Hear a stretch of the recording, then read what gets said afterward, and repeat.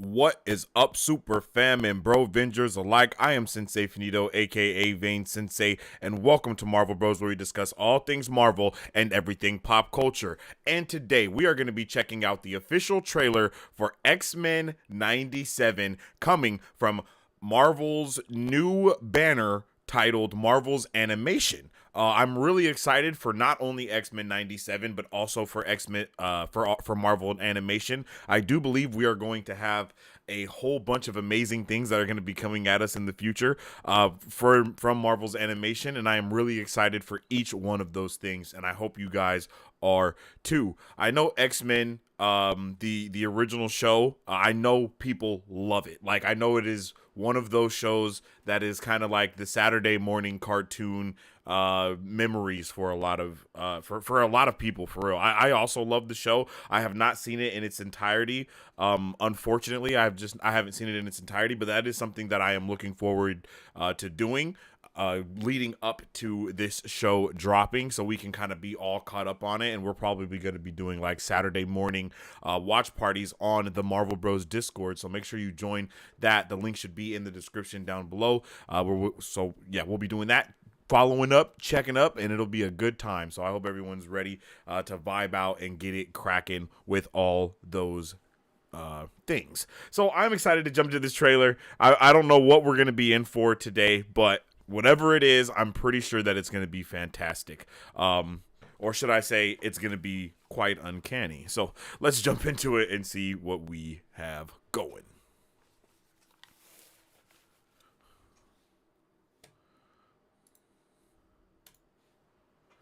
Watch the series finale of X-Men next Saturday morning. Check your local listings. I'm grateful to have the chance to say goodbye. I am proud of you all, my X-Men. Fate lies in our hands now. Now. Whoa. Let's go. We have to stay vigilant. The professor entrusted us with his dream. No matter how dark it is, we must believe in each other. It looks really good.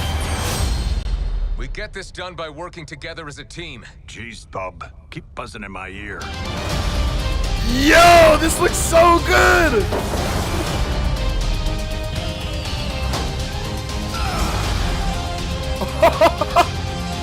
Heads up! Oh yeah, look at that. To me, my X-Men. We're cooking. Oh my goodness. Magneto. The last will and testament of Charles Xavier. Everything he built now belongs to me. Yo, this is going to be incredible. What? Are you kidding me? That was awesome. That was a really good trailer. What a way to kind of bring us all into it and be like, hey guys, this is what we have in store for you. I don't know if you know, I don't know if you're ready, but this is it, man. And people keep, I'm not going to go off on too much of a tangent, but people keep saying that Marvel is cooked, and then we get these beautiful things and these amazing trailers, and then everyone's back on board. Let's just shut our mouths, okay? And let's not say all of Marvel is cooked because there's one bad project. All right, baby boys, all right, baby girls, we can do this. We need to just, like, look at this. This looks great. This looks incredible. Great upgrade while also staying very true to the authenticity, right? Like, this is what we love to see when they bring back shows. All of it's looking great. The music is hitting harder than ever. Everything about this has me really hyped, yo. I am so excited to go back into the show and watch it all. And coming from a, basically a square aspect ratio to now going to a horizontal aspect ratio alone just adds so much more to it. But just this is incredible. This is beautiful, and you know that they put some love into this show just based off of this trailer, man. I mean, we also know that Marvel does the best job at making trailers, and that's MCU Marvel, not Sony Marvel. I mean, Sony Marvel's trailers is solid too, I'm not gonna lie, but I mean, this is a great start to what we need from Marvel animation. And I'm pretty sure alongside this Marvel animation, we will also be seeing the likes of the Black Panther animated show that we're supposed to be getting. And we're also supposed to be getting the Spider-Man freshman year animated show. And I think there's one more. Marvel Zombies is also animated. And I think we will now have Marvel animation have all of those things. And I don't know, I'm pretty sure I'm pretty sure that does not mean that it's canon to the MCU in any way. And I don't think it all either. Whoa. And it also does not mean that the Marvel animations are canon to each other either. I think this is just a way of kind of building different shows. And whoa, did you see that? Hold up, wait a minute. I just saw that. Yo, look. Is Spider-Man a mutant, yo? Yo, we are going to be cooking in this show, baby. We are going to be cooking. Marvel is so good at just dropping the little things to let us catch it. And it's like you catch it or you don't catch it. And for those that do catch it, it'll be awesome. And for those that don't, they'll just be in for a jolly good time when they watch the show. This is amazing, man. Like all of these little shots, everything about this is right up the field and right up the alley of what I want, what I need. And I think it's the same for a lot of us, for real. I would love to know how everyone is feeling about X-Men 97. Marvel's newest animation. I think this is the only trailer that we have for animation, but I do know that the shows that I was talking about earlier, and that being the Black Panther, well, I don't think it's a Black Panther specific one. I think it's a Wakanda specific animation, not Black Panther, so I do believe I misspoke earlier, but we have that one Wakanda animation, we have Marvel Zombies, we have Spider-Man freshman year, and X-Men 97, and I think that is a great way to, I think X-Men 97 is a great choice to start that animation wave, get everybody back on board, bring back all the old fans, and bring in some new fans. I'm definitely going to be like watching this with my kids, with my son, with my daughter, you know what I mean? Like this is amazing, man. I'm here for this, and I'm pretty sure we are all here for this because it's something that we have been waiting for quite some time. X-Men 97 streaming March 20th. I'm pumped. I can't wait. March 20th cannot come fast enough, honestly.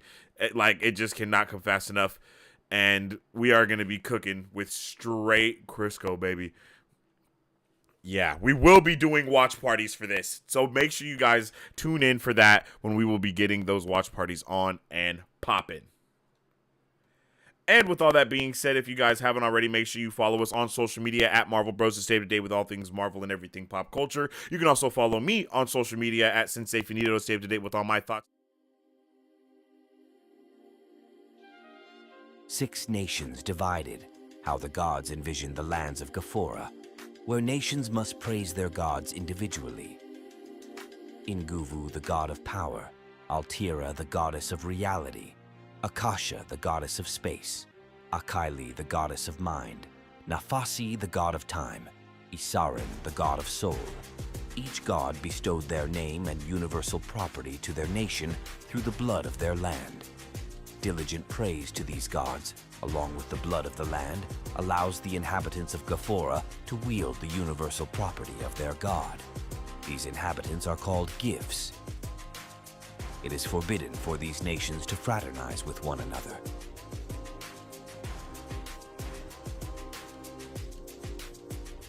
Gifts, the lands of Gafora.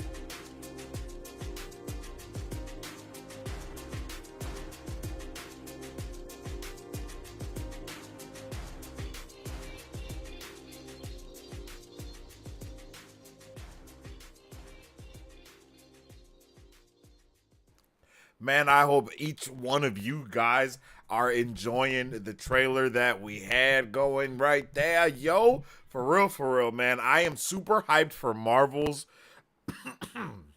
for Marvel's X-Men. I think X-Men is going to be amazing. I mean, the animation, we already know it's something that's close and near and dear to everyone's heart already, and I think that this will also continue to be something like that. And as I said in the trailer reaction, you know, I can't wait to watch this with my kids. I'm definitely going to just kind of throw what's it called, throw the old one on in the room, in the living room, like for my kids to be able to watch it, even though I know it's a little bit more like creepy at sometimes. Like, I think it's funny because old school animation was a lot more creepy sometimes than new school anime. Well, that's not true, because my daughter was definitely a little bit scared for Spider-Man across the Spider-Verse. It scared her a couple of times, but she still liked it, you know. I'm really pumped to see what the hell is about to pop off with this show. And with this show also came the announcement of Marvel Animation, which is going to hold all the other stuff. So I think all of that is going to be I think it's going to be fun. I think it's going to be a good time. I don't know if people are ready. I don't know if people are ready for what we're going to be getting into with this show. For real, I think it looks really good, as I've already said multiple times. But it's fantastic, really. It's fantastic that we even get to have this come back. So I want to know how you guys are feeling about it. Let's get a 1 in the chat if you're hyped for it. Let's get a 2 in the chat if you're not. Let's get a 3 in the chat if you're not too sure on how to feel, and maybe you need to, you know, see a little bit more before you actually make any rash decisions. You know what I'm saying? Because it do be like that sometimes. It do bees like that sometimes. There we go. Okay, let's jump into chat and see how all of you beautiful people are doing. We have never been more back. Yo, what's up with Marisu? You are right about that. Hello there. We have never been more back than we are right now. I mean, but really, have we ever left? You know, like, did we ever really leave? Like, to be back has to mean, you know, that implies that we went somewhere, but I don't think we ever did. I think we've always been right here, rocking and rolling. And this is going to be a grand show. I just know it is. And I'm super ready for it. I'm super multitasking tonight, but I got you thrown up on the TV. We'll try to look at chat periodically. Awesome. Let's go. I appreciate it. I appreciate the love and support, Masu.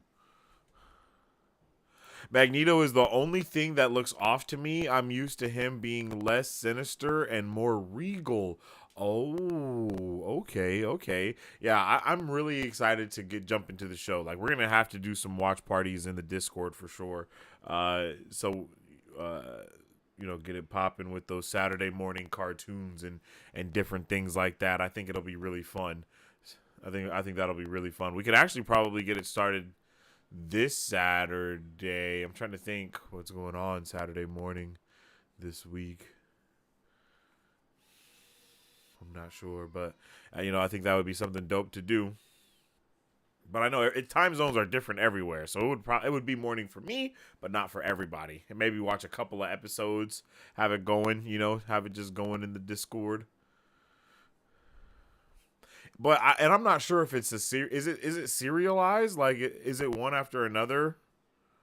Like, does it?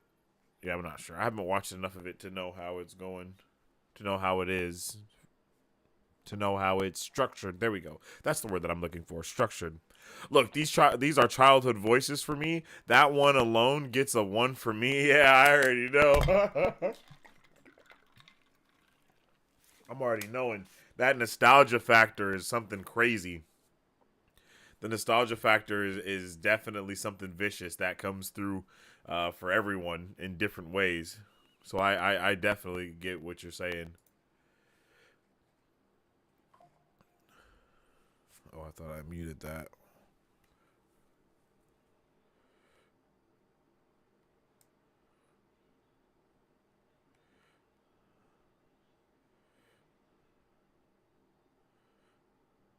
My bad.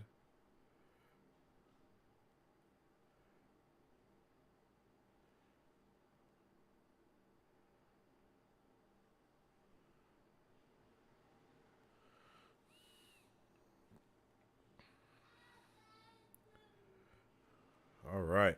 Yo, I am super excited to talk to you guys about all the things we're going to be talking about today.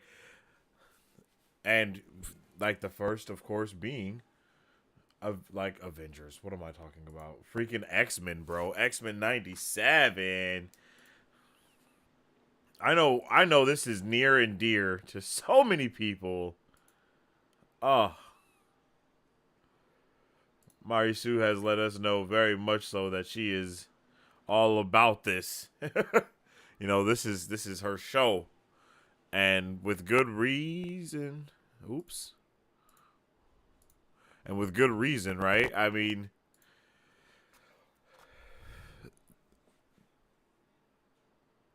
all of not yes, basically all of a lot of what people know about X-Men is from this show. This show got so many people even into comics, and it's kind of crazy. You know me, I'll always talk about how much we don't have a solid crossover or a solid threshold, a solid blend. Yes, a solid blend between the live action, the animation, and the comic book. Right. For some reason, Marvel up until this point has done everything like kind of the complete backwards way. They forgot about animation is all I can say. And to me, the reason why people want live action stuff even more than just the comic books is because of animation stuff that they've watched. It's the animations that they've watched over the years. It's the different it's those different things that have come into the fray and has caused them to want to see more. That's what makes them want to see more of this and see more of that in the first place, is because of these things, these animations that we've seen over the years, whether it be from Justice League or whether it be from X-Men or whether it be from anything. This is where it all stems from. This is what it's all about. It's about these characters and exploring these characters in multiple ways, in multiple instances. And I think it's going to be something that all of us are going to need as a breath of fresh air, and it's going to be super, super interesting how the fandom is going to take everything, because, they all take things how they take them. X-Men has most of the best female characters in all of Marvel. Yeah, that's true, and I think that's another reason why it's been so hard for them to kind of get their footing going, because it's like this the Spider-Gwens and things like that are all in Sony, and the other ones are over here, and they don't have the ability to kind of jump in and dive into all these other characters in the same way that they have been before. And that Marvel animation alone is definitely going to be crazy. I'm hyped for all of the things that are going to be coming out from Marvel animation, for real. It will be wild.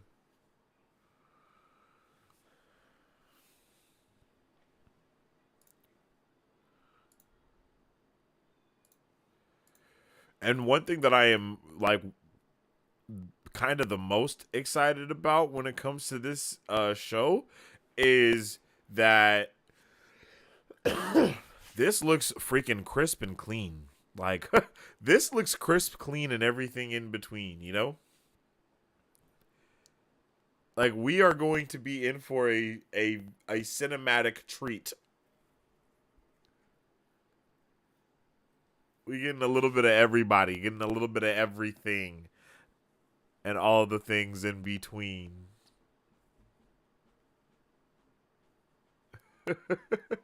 It's dope. This. I didn't think we were gonna get a trailer this week, like anytime soon. But hey, let's go. What's next? Blade? Are we gonna get a Blade trailer next? Because we get Deadpool out of nowhere. We get. It kind of all, not even kind of, it all started with the Daredevil pictures that got leaked, right? That's where everything started at. Marvel was like, hey, here's a little bit of this, here's a little bit of that, here's a little bit of this, and here's a little bit of that. And then, like, the floodgates just kind of slowly began to open, and here we are with yet another amazing trailer for something that we're all pretty excited for. And it's kind of like, hey, what's happening? What's happening here? And what are we to do next? What's next on board? What is next on the table? Yeah. I'm not gonna lie to you guys. This has me hyped. Everything about this looks so beautiful. They all look awesome. The outlining of them, even this shot right here. It's like, okay, this shot right here. It's a very small thing, right? This is such a small aspect, but I love it because it gives you. It shows that they still know that they're trying to. This is still 90s, right? They're doing a 90s vibe, but it's just a little bit more modern day. And it's because of this right here. If you pay attention to the background is just on like a loop. Like everything, like the background is on a loop, and then you just see that they change. And that is so 90s. Like, look at that. Like, it's the same. The rocks happen in the same way. They're the only thing that changes. All of that is so awesome, bro. Like, I just love little things like that. It just shows that that's the type of care that they're putting into this, is that they're going to some lengths to make it seem like it's still 90s. The only thing that I need them to do, is now I just need this to come out Saturday mornings at 9 a.m. or at 9 a.m., you know? Like, that's the only thing that I need to happen next. Like, please. And this all looks so raw. They did such a good job with it. Yeah. Yeah, I'm hyped, man. I am so hyped. Did you watch Dragon Ball Superhero? This is the best transition from 2D to 3D animation since that. Usually that makes me nervous, but they're getting better at it. Yeah, I like Dragon Ball Superhero. That looks pretty solid. It was definitely a breath. It was new. That's what it was. I don't know if it was a breath of fresh air, but it was new air. You know what I mean? I get nervous with all of that stuff too, but I like it sometimes, and sometimes I don't. It just very heavily depends on it, everything. It's so touch and go. It's so touchy. It's like, ooh, is it going to be good, or is it going to be absolute trash monkeys? And this was actually good, so. Yeah, they did a good job. I don't know what the hell to expect at all. Like, I mean, come on. Just look at this, man.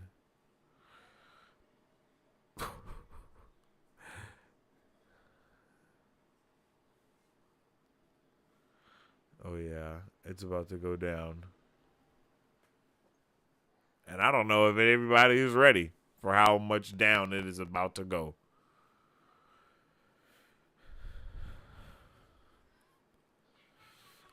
Like I said, though, I don't have too much to speak on with this because I haven't watched it before.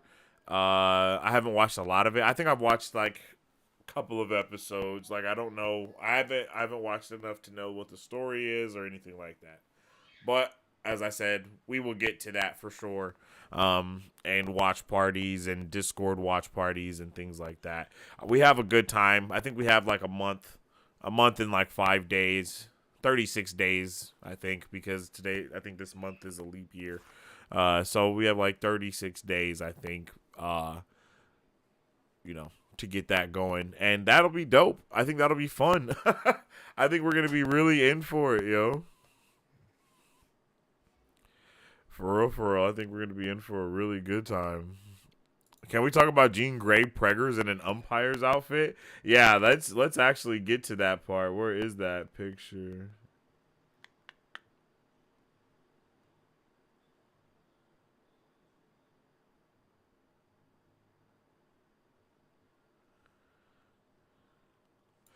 Yeah, so I guess what seems to be going on here is Jean Grey and our boy, what the hell is his name? Scott. Our boy Scott. I guess they have a little baby. They're gonna have a little baby. That baby is going to be a powerhouse. I know that. If I don't know anything, I know that that baby is going to be an absolute powerhouse, right? That's gonna be wild. It seems like they were on vacation or something like that here, and then they got a call maybe that Magneto was there. I mean, look, you see, yeah, you see Storm over here. She got the crop top on with it looks like maybe the yoga pants with the armbands. Like she was chilling. Maybe they were chilling together. She has sweatbands on too. Maybe like they were doing yoga together or something like that. I think that's something that could be very possible. He has a sweatband on.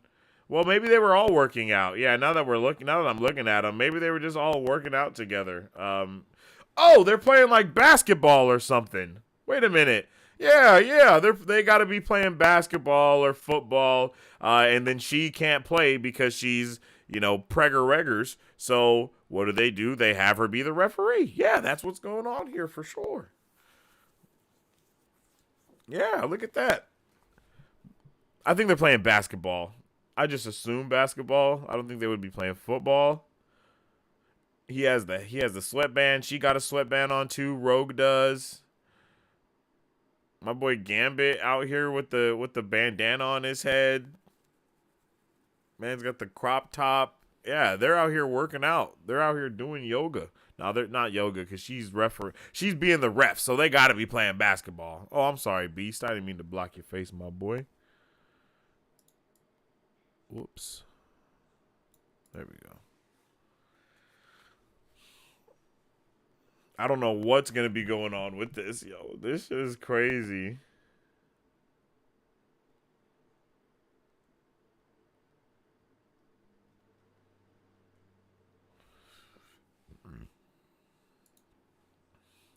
Her and Scott having a baby is also insane. I don't know what's going on there. Baby, what is his name? Scott Connors, is that right? Baby Connors is gonna be crazy. And just saying, yet another child being introduced around the same time we're gonna have Young Avengers. That's all I'm saying. Especially if this is X-Men '97, and this baby modern day will be my age. So I'm just pointing that out. That doesn't mean anything. I'm just saying we should pay attention to that because of all these multiversal implication stuff that has been going on recently, right? We already got one multiversal kid in the MCU. So it's not outside of the realm of possibility for us to have another one.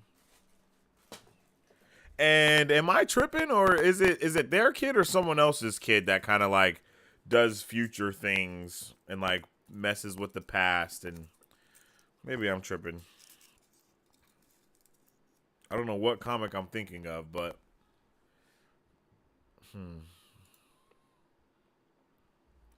yeah, they was definitely playing basketball or something.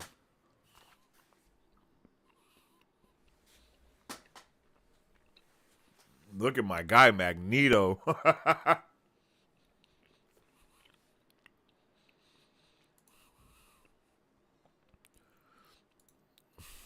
The baby got to be Cable, right? Oh, I'm stupid. Yeah. Yeah, that's how that works, isn't it?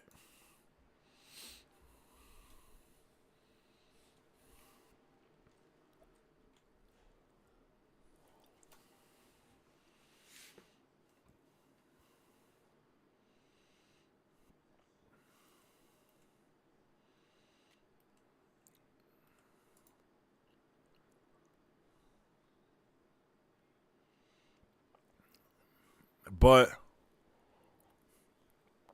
I'm pretty sure Cable. I'm pretty sure it's like Jean Grey's clone, though. Let me see. Uh, The character Nathan Christopher Summers, the son of Cyclops and Madeline Pryor. Yeah, so it's not Jean Grey, it's Jean Grey's clone. At least it was in the 1986 Uncanny X-Men number 201. Let me check out the Big Book of Marvel and try to let's try to cross-reference that. The Big Book of Marvel, the Big Book of Marvel.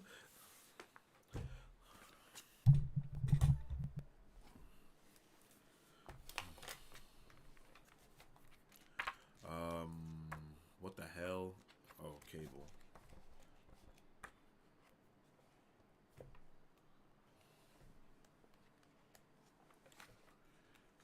Cable.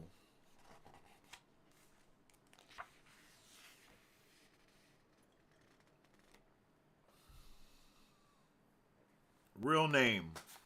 Let's move that in. Real name: Christopher Summers. Occupation: adventurer, freedom fighter, and U.S. government agent. First appearance: Uncanny X-Men number 201, January 1986. So that's kind of what we were just talking about. He's a mutant with telepathic and telekinetic abilities, and he also possesses superhuman strength. Hailing from the future of Earth 2107, Nathan Dayspring Askani-san, alias Cable, was actually born in modern times as Nathan Christopher Summers. He is the son of Scott Summers and his first wife, Madeline Pryor, a clone of Jean Grey, alias Phoenix. Cable has spent his life as a warrior, but longs for peace. He once established the airborne city of Providence as a futuristic utopia. Yo, okay, so yeah. So this is a different. This baby isn't Cable, actually. I have no idea who this baby is going to be because this isn't. This isn't Madeline Pryor.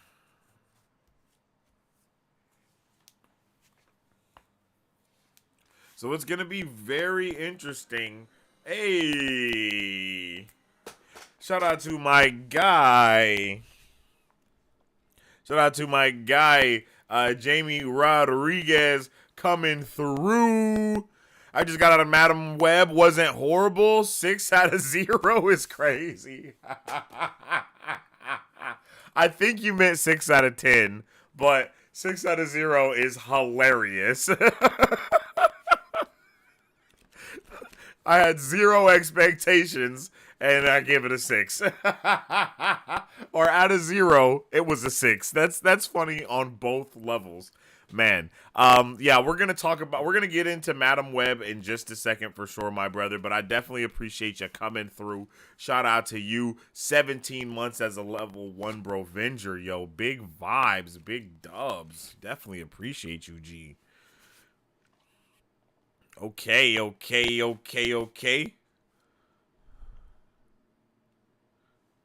Yeah, no, but yeah, so this baby is a different baby, Marisu. So maybe this will be, I don't know who this will be.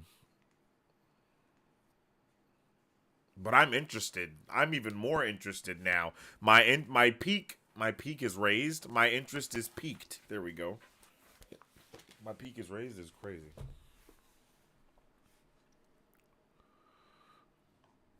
Oh. Oh.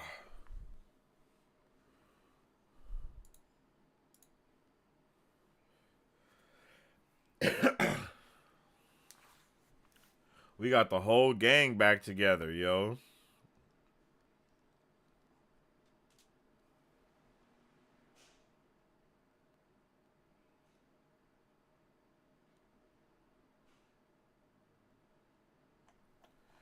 Like people really out here saying rest in peace Marvel, Marvel's dead, and then Marvel just drops this and then no one has anything to say. You can't say nothing anymore. It's over now. It's like, hey, welp, or here we are. This is amazing. This is pretty fire. This is basically peak like we knew it would be. And people were in tears with this. Like, there's no way. There's no, like, bro, look at this. Look at this. This is peak. This is freaking peak right here. Like, oh my God.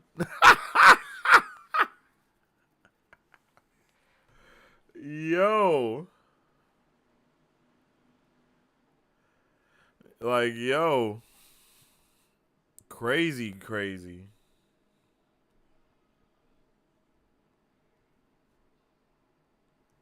Like, this is insane. Oh, that might be Madeline Pryor in the trailer. Oh, okay. Well, I have to say I assumed it was just Jean Grey. I do not know what's going on within the story of X-Men in the animated series. So if Madeline Pryor was already introduced, then yes, that is Cable. If she hasn't been introduced, then most likely it's not Cable and it's a new baby because that's Jean Grey and not Madeline Pryor. But I don't know. I don't know.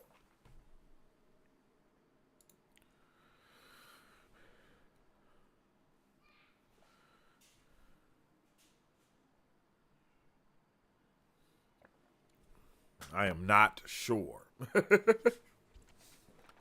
So let me know. What do you think?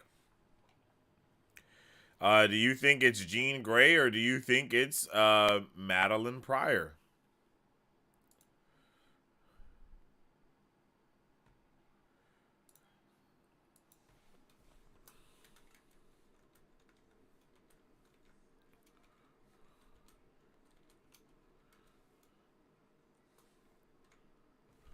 Oops.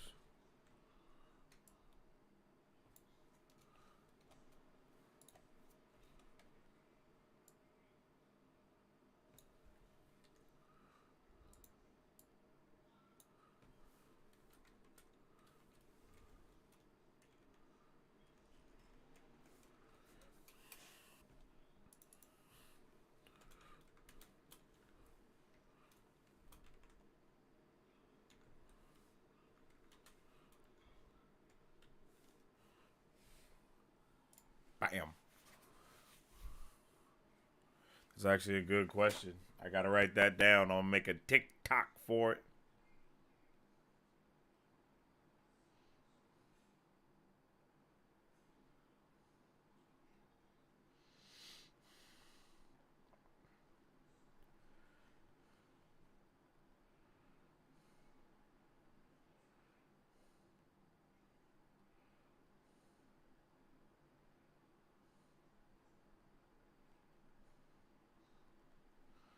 Sorry, just gotta write that down.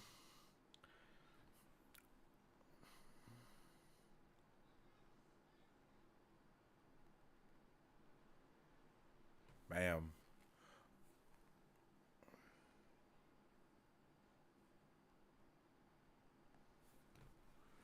Put that back down.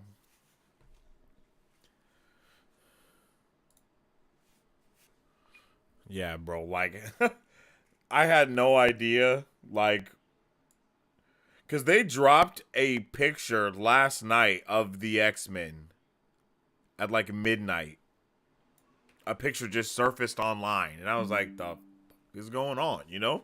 I was like, what the fuck? How did this get on here? I'm like, what the fuck is this? What the fuck?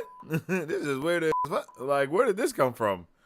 And then it just ended up being this, you know what I mean? It ended up being real. It ended up being, hey, you don't just get this, but you also get an entire trailer tomorrow. What? Like, I would have never knew. I would have never guessed. In a million, thousand, trillion years, would that have never have been like something that I thought was going to happen yet again.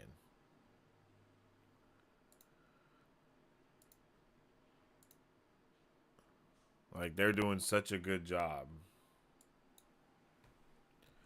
with getting us on board with these different notions. And then that's not the only trailer we got out of nowhere today, but we also got the better than ever freaking Invincible trailer coming out today, and that was also amazing. Like, I was so not ready for today to be filled with so much peak. Like, it just wasn't on my agenda. It wasn't on the bingo card, but I guess I should have had it because, man, it's here. And I am so excited to check out Invincible next month. We are going to have so many watch parties, you guys. Like, it's going to be watch parties left and right for this, like, this whole year. Shows, reviews, TikToks, baby. It's going up, it's going down, it's going left, it's going right. We are really about to get it cracking, man. I am so pumped. Look at this. This looks so good. Everything is looking so good as well, and that's something that has me hyped. I was so bummed out that we didn't get to have the entirety of both of these seasons or both parts of the season at one time. It was definitely unfortunate. I was like, man, come on. Why not? Why are we not able to, get these going? But this is, hopefully we get an understanding as to why. I don't know how many episodes we had in the first part of the season, but with what's supposed to be coming in this trailer, we should have, I hope we have more episodes. I hope this part has more episodes than the first part. It's all I'm saying. Like, I think that would do us some good justice. I think that would do us a good favor. And I mean, March is going to be the month of animation. You know what I mean? March Madness, Animation Madness, March month. I don't know. I'll think of something because I feel like we have a couple other. I feel like there's an anime that comes out in March as well that's really going to be good, and I don't know why it's not coming to my mind right now, but I am super excited to see what's going on with this. Now, as I've stated, I am not the biggest fan of the whole multiversal aspect of what they were doing with season 2. But still, it was a solid season outside of that. They still did a really good job of bringing things to the table and letting us know what was going to be, what we were going to be in for. I love what we got to see with Omni-Man and Invincible way more than I loved the multiversal stuff that they ended up doing in this season. That's just me. But I know that the multiverse doesn't have like a huge, I can't remember if it's a big deal or if it's not a big deal in this season, to be completely honest. I don't know, because I know one of my boys told me that it's not like a big deal in the comic book or something like that, but I can't remember right off the top of my head. And I have not read the comic books, but I would like to. Maybe after this season we can kind of get that going as well, as being one of the kickstarts of getting us into more of the comic book vibe. I think that would be actually cool. We kind of went through the first 2 seasons of the Wheel of Time, and then we did our book club, and maybe we can get these 2 seasons of Invincible out of the way and then do a comic book club. That actually really might be peak. So let me know if you guys would be interested in doing something like that, because I think it sounds like a solid idea, to honestly. So I'm here for it. I'm here for it all, yo. This show has just warmed my heart. It's it definitely took me by surprise. It took all of us by surprise, I think. I don't think anyone was ready for Invincible, but then it came out and we were like, wait a minute, hold on. This is crazy. And there's so many storylines that are going on within Invincible right now. We have what's going on with our Agent Coulson character. And if you guys remember, in the last season, Omni-Man killed him. Omni-Man murdered this man. And when that happened, when I guess he came back, however he came back, I don't think we know how he came back just yet, but it's starting to mess with him. He's like, what's going on? How am I here? Who am I? Who are the people around me? And we see that it's going to start growing on him a lot more, and it's going to start biting at the back of his mind a lot more as well, and that's just something I'm really excited to see. And now we have this new team also being kind of built, and Invincible taking this way more badass stance now, and we get to see them kind of work all together and see how that ends up panning out. I love the dynamic of the team together, especially with Guardian being there now and the introduction of these new heroes like this guy right here, and some other stronger people. I think we have a lot on the board right now in order for something amazing to happen as far as the storytelling goes for the next part. But we don't really know what that's going to entail. We don't know what that's going to look like completely. So whatever it does look like and whatever we do get into, I am excited to get on board with it and vibe out, basically, because the next month it's going to be a good time. I don't know how we're going to fit all these watch parties in. I got to see what days everything is coming out on. And hopefully we're able to fit it all in. Pause. Hey, yo. But I mean, why not? It seems mighty magnificent. And then also my favorite thing, as I've already stated, like the best thing to me about the last season was Invincible and being on this alien planet and meeting his little brother, and also becoming like more with like understanding the Viltrumite vibe more, and being able to see him right here as a Viltrumite is just awesome. It looks really dope. It looks right on par with what we want, like what I want, excuse me. And I think it would be so awesome to see Invincible versus Invincible if we have to go that route.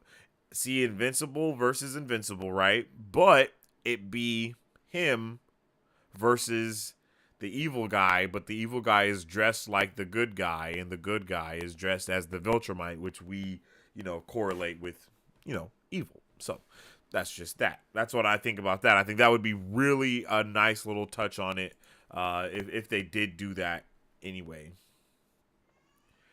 This looks like it's going to be super... It's going to be fire, man. I love me some Invincible. They've done a great job with the storytelling up until now, so I have all the faith in them with whatever they do in this season as well. And again, getting all these animations back to back, we're going to have... I think Invincible comes out, and then a week later... X-Men 97 comes out. So it's going to be insane to be able to have these two amazing animated stories that are contrasting within the R-rated genre and the tailored more towards, at least allowing younger audiences to be able to consume it, I guess, because I think X-Men 97 still will have some more, I don't want to say adult themes, but things that adults can will like and appreciate.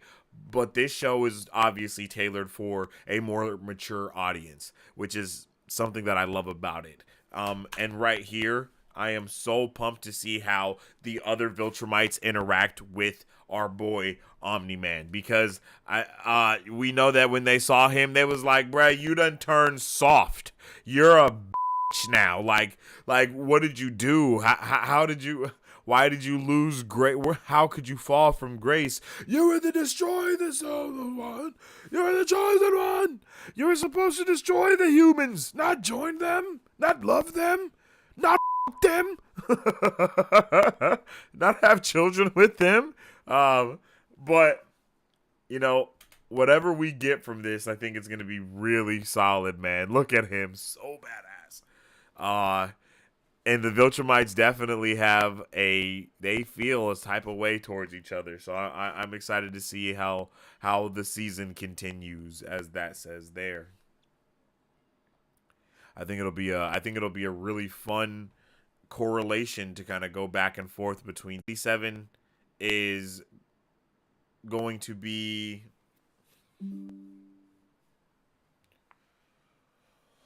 weekly, or if they're dropping it all at once. Either way, we're checking it out.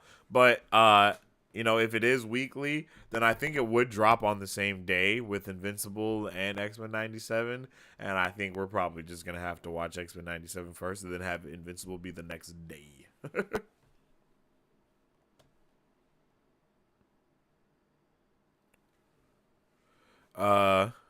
You're correct. I'd add all the best X-Men are women. Yo, what's up with them, ACM? I hope you're having a good one, G. I would be having a good one for real. And I mean, all the powerhouses usually are female characters, and I don't know if people know that, Like, I'm not saying there aren't male powerhouse characters, like in the form of Franklin Richards, and even Blue Marvel is a powerhouse, very much so, But you got like Scarlet Witch, you got the Phoenix, you got that's just off the top of my head, I guess you can say.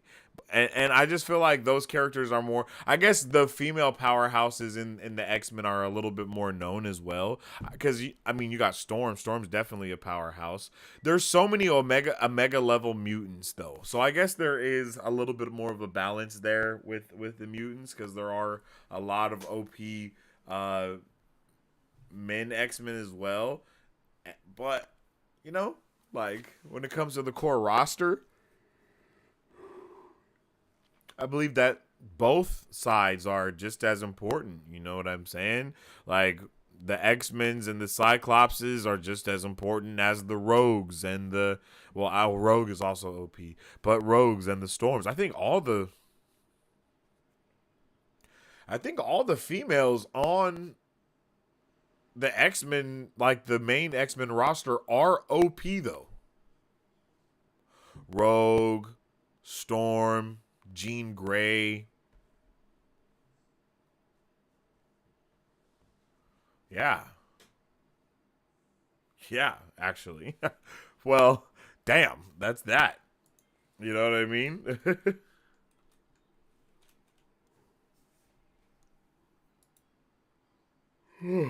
Man, what in the what?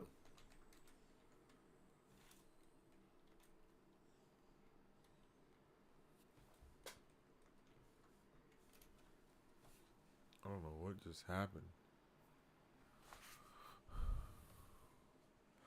Scarlet Witch from X-Men Evolution was my look for too long. Nah, for real, Marisu? The short hair? The short hair with the fade and the red with the overcoat? Was you rocking the coat too, Marisu? Here we go.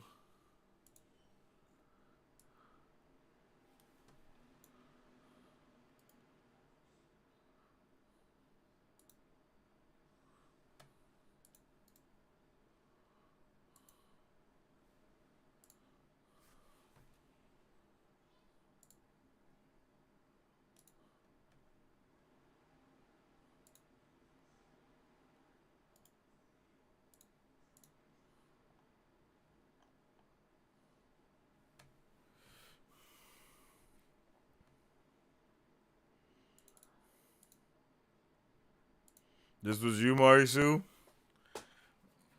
This was you?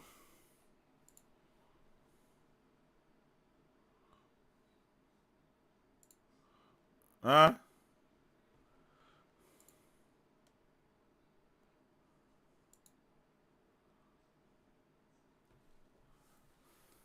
I was punked like a year too late? Nah, not a year too late. So close, but yet so far away type of vibe. That's super funny.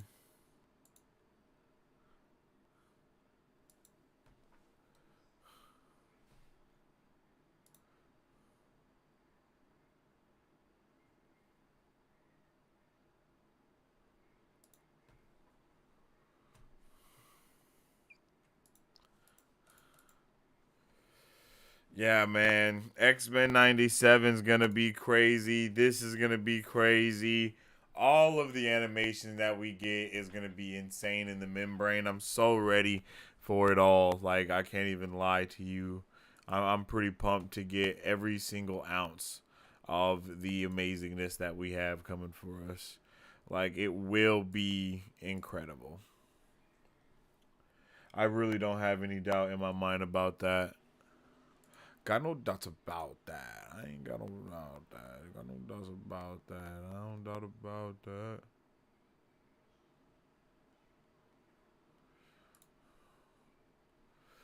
My bad, I just remember something.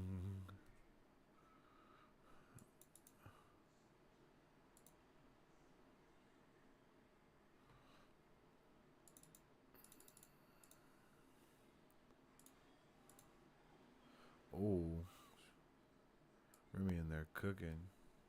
Smell good.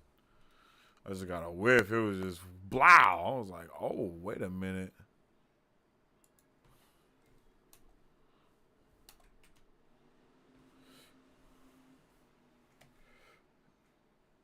Uh,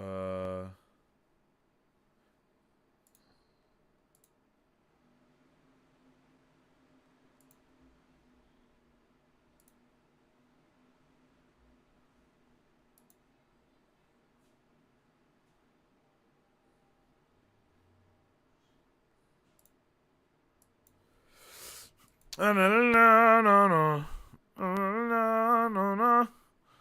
Doing X-Men theme, by the way. Yeah, that theme is iconic. Like, it's crazy how iconic that theme is. Oh. Watch the series finale of X.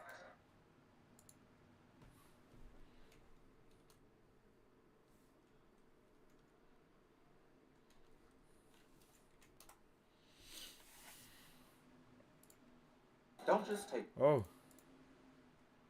Dear God.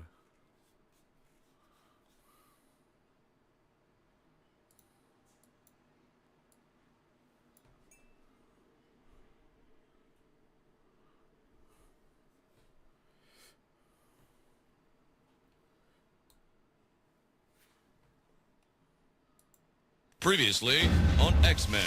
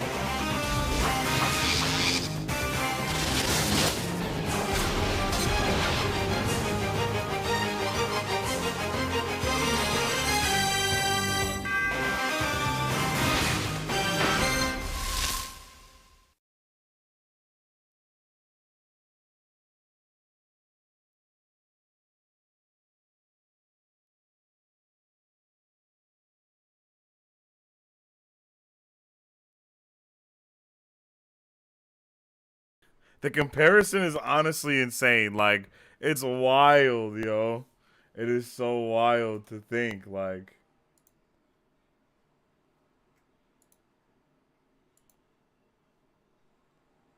those are the same things, but they different, you know?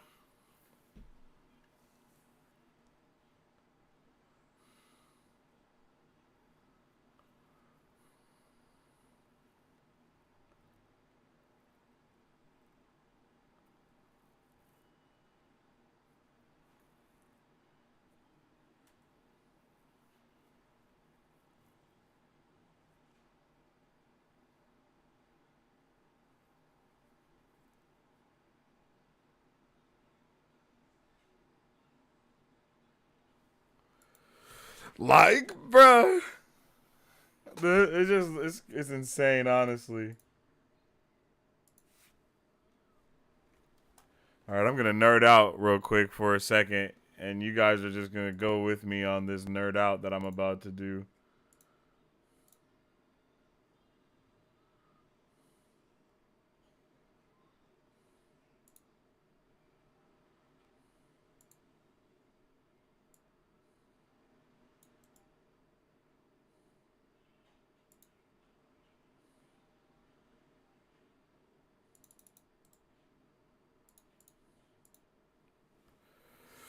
I just saw that the producer of Madam Web hopes they can make a sequel.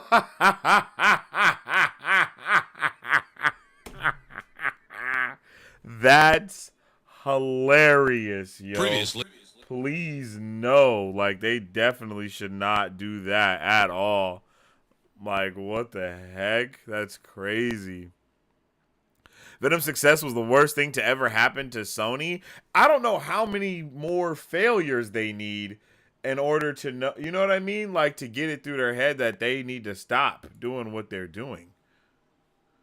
That's kind of my curiosity, is like, hey, these things aren't doing good. Like, they really put out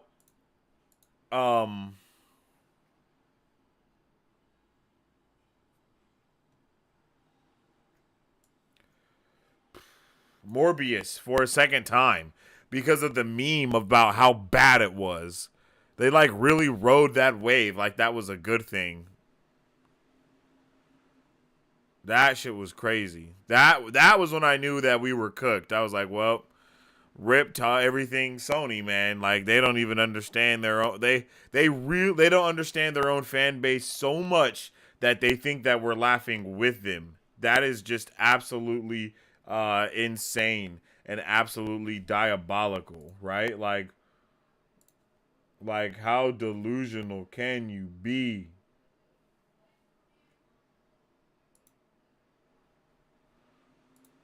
I guess the answer is mad delusional. I guess that's how delusional you could be.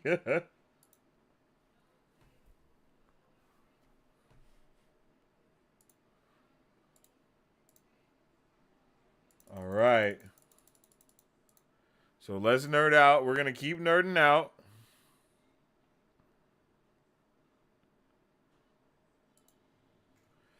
But I just really want to scratch the nerd itch that I have. And to do that, we're going to grab these two videos and throw them over there. I guess so. Yeah, for real. Like, oh, wait. Let me grab. It's Morbin time. Oh, YouTube chat is here. Okay, there we go.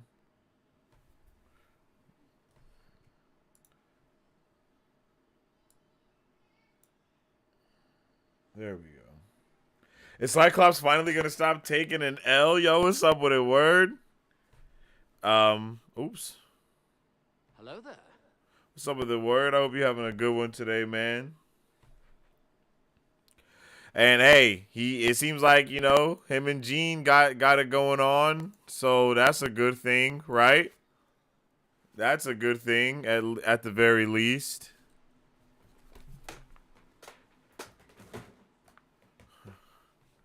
All right, so we got the X-Men trailer here. What we're going to do is we're going to go through it. And we're going to take out all of that flufferooski. I'm going to mute that while we're doing this.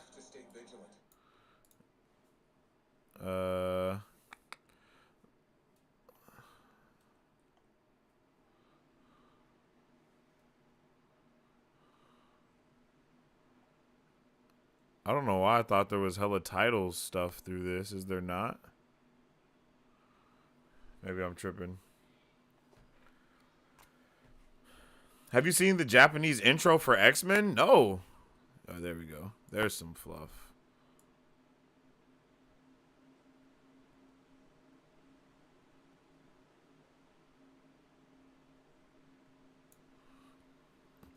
I'm gonna take that out.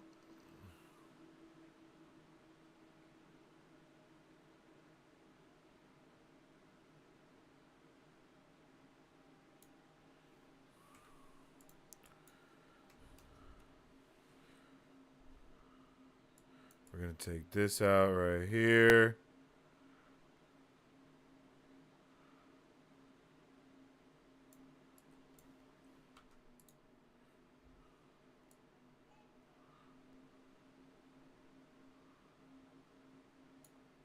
Gonna take that out.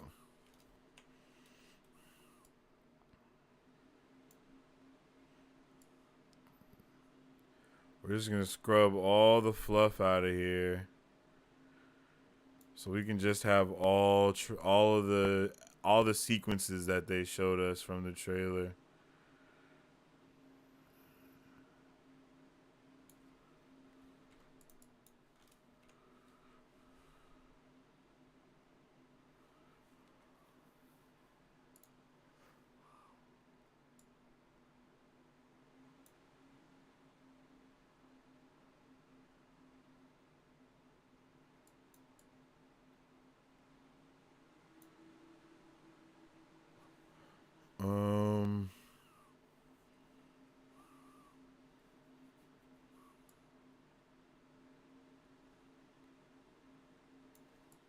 Yeah. Whoa. There we go. All right, so that's about 110. Okay, we got that there. So now we're gonna add another video track here. Hey, what's up with it? How you doing? Hope you having a good one. How's your day going? We're nerding out a little bit here. We're talking about X-Men, and now I'm going super nerdy. I'm not gonna lie.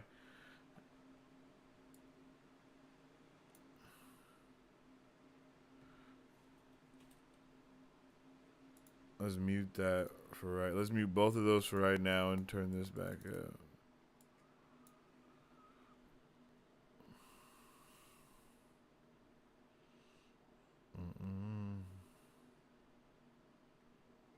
Damn, that was badass. Did you see how that shit like exploded? I didn't even. That was insane. It exploded. That was wild. All this happens and then it's like, boom! Like, what the f? That was awesome. All right, let's hide this real quick. Yeah. Because we want that. We want all that. Every frame of it. Every frame.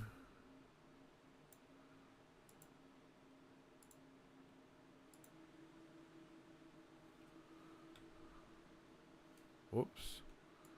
We want this one down here. Yeah, buddy. Give me every frame of that.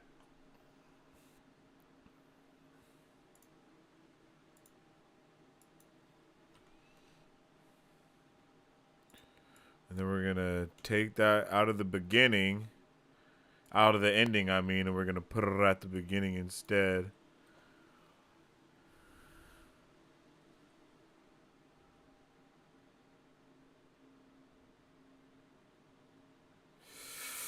How much fluff do I want to cut out of this right now?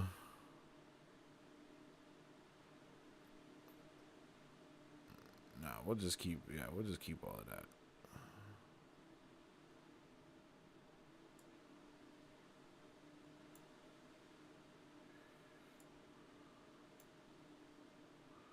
What's this part right here?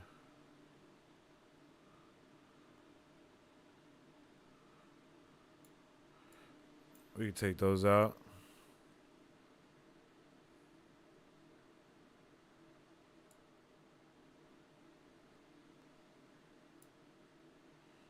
And then I want this last.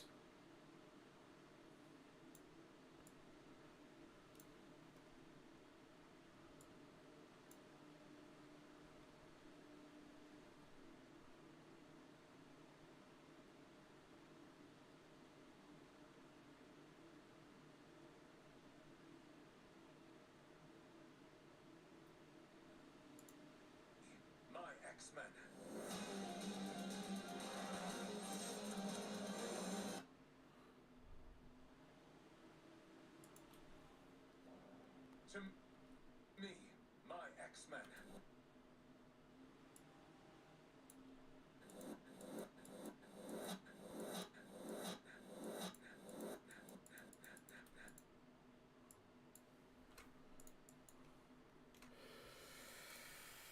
I'm doing well. May as well. May as hell. What? May is what? What you doing? Nerding out, bruh. Nerding out right now. I'm not gonna lie. So I took the trailer for the X-Men that they just dropped, and I am now going to put it with the music from the original Uncanny X-Men theme song, and then I'm also gonna have them side by side. So it's gonna be kind of like a little dope thing to kind of check out, you know. So we're just gonna overlay it. We're gonna overlay this one.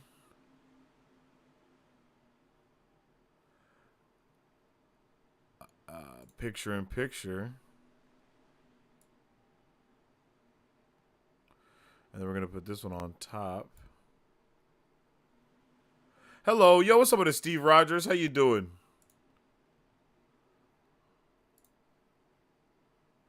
So Steve Rogers, how you doing? How you doing? Glad to have a hero like you with us.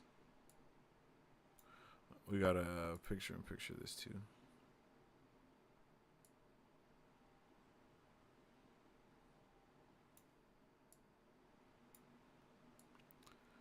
And we're gonna put that down there. Take this. Oh no. Okay, let's crop it.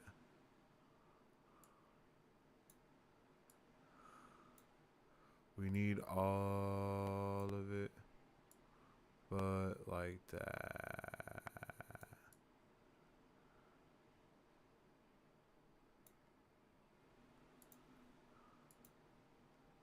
Right?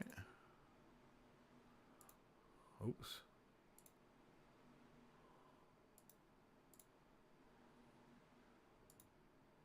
Overlay.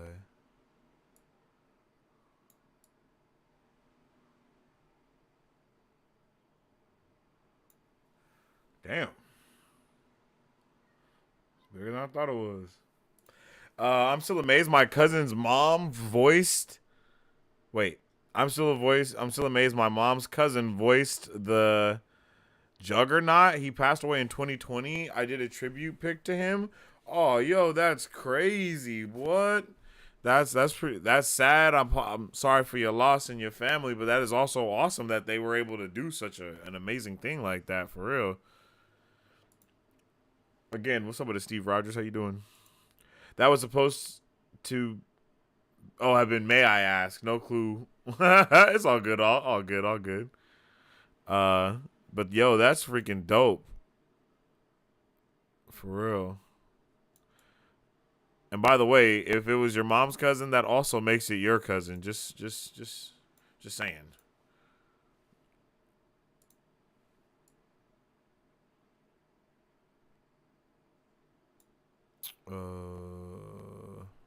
What do we do here?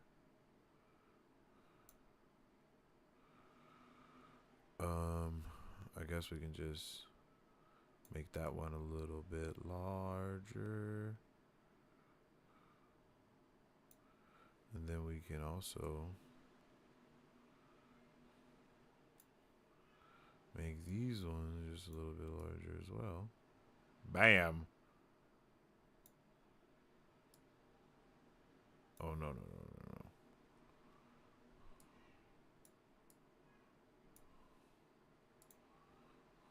Is that it?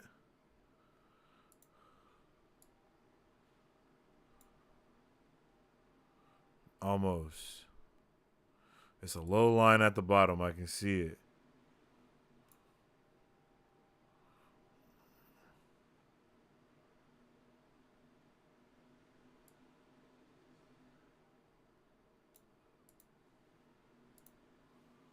There we go. All right. I think that's it, y'all. I think that's it. Let's see if I was cooking.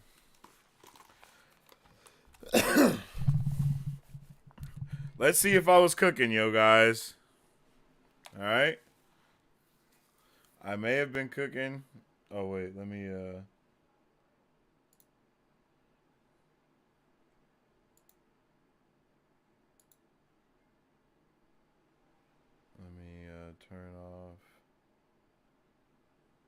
window capture, display capture, primary.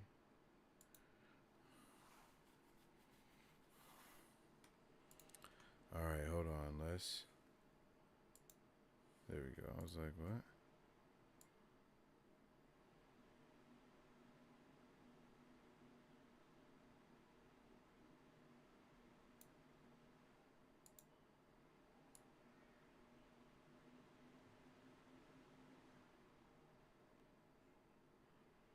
All right, all right. Let's see.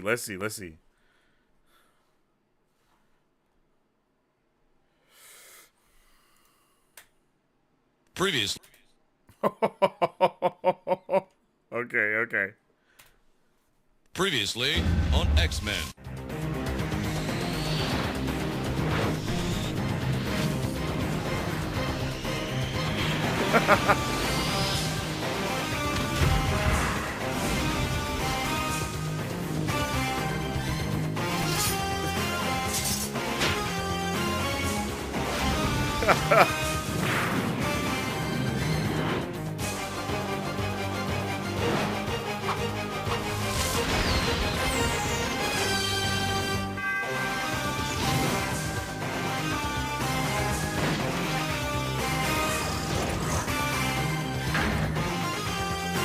That's low-key crazy.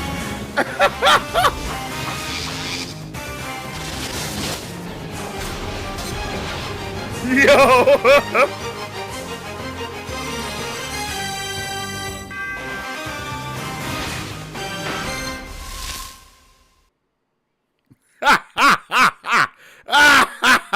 That was freaking crazy. That was pretty crazy. I'm not gonna lie. That was pretty insane.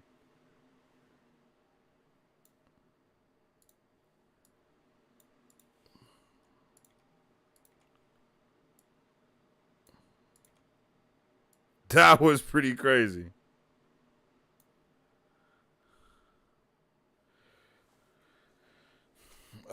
Yeah, my mom said he did filming and he did a voice in a cartoon I used to watch. His name was Rick Bennett.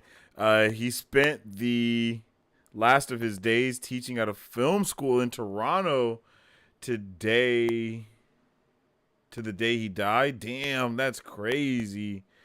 Till the day he died is crazy. That's wild, man. I'm sorry for your loss for real, but that's lit.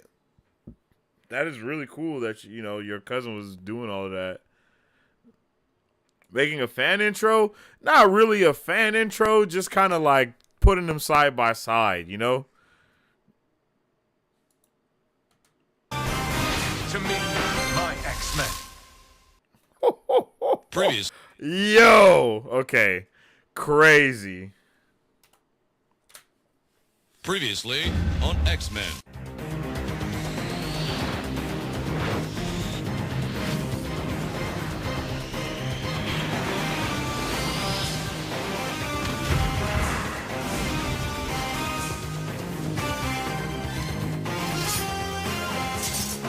This is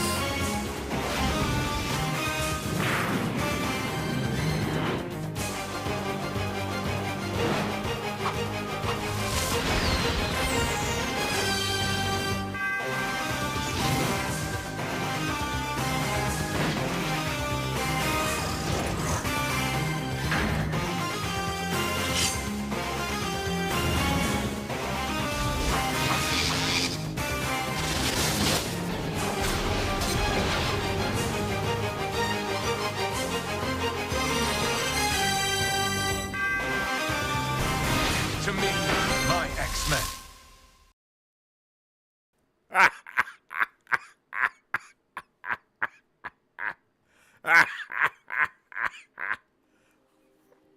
I like that a lot. I like that a lot. Nations divided. Oh my god. I like that a lot, yo.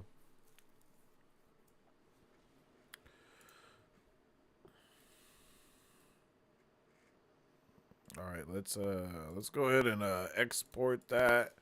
And we're gonna do X-Men. Side by side. Obviously, it's not the real intro, but X-Men side by side. Okay, awesome. And then let's save this. XM SBS. And then we're going to save this one as XM SBS. Oh, whoa.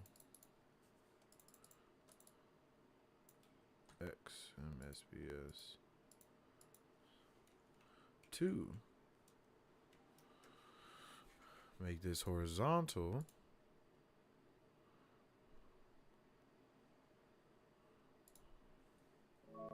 What the what?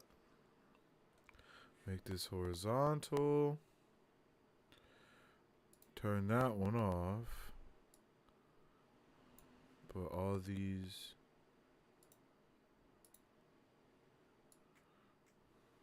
All those.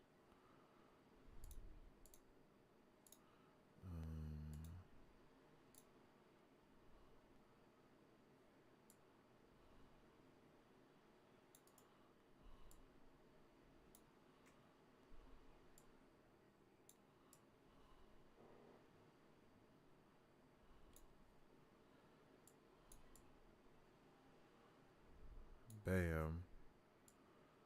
Bam. Just put it back to normal. And keep the music. And now we have... Previously on X-Men. I really like this.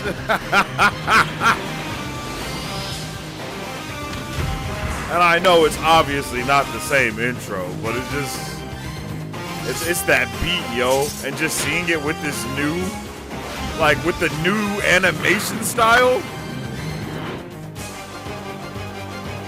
Like this shit is gonna be insane. Like it's gonna be wild.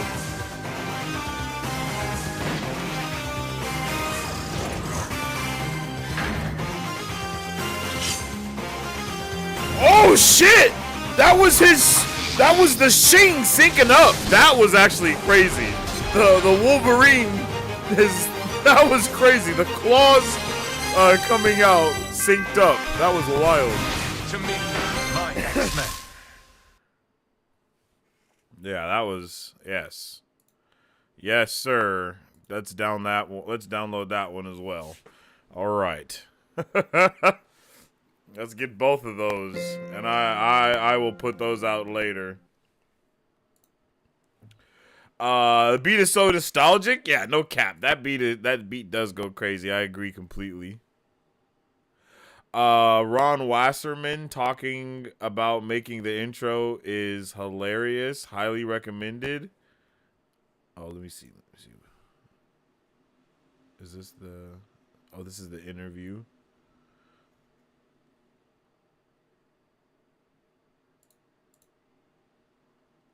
Oh, that shit is 30 minutes.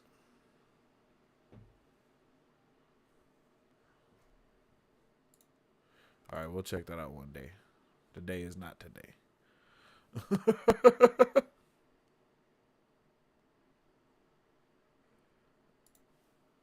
And then let me bring this back up.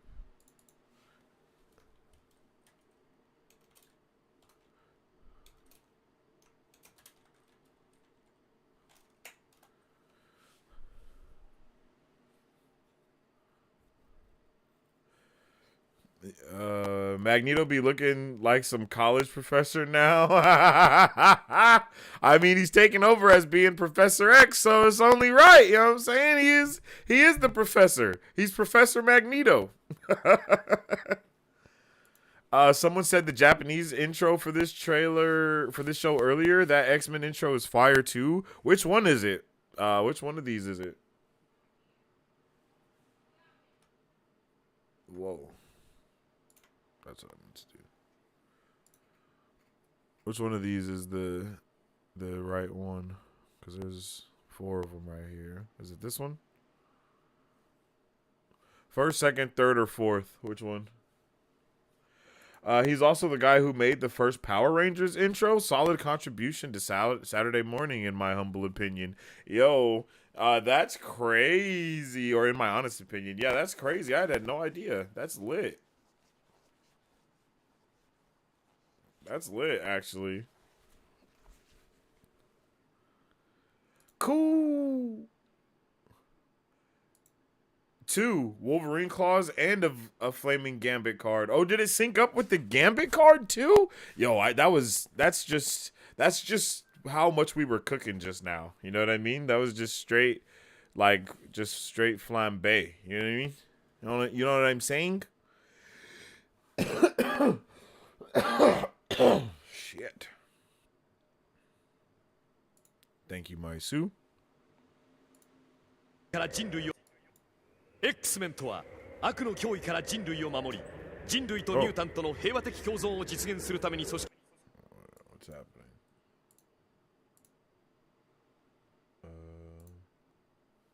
There we go.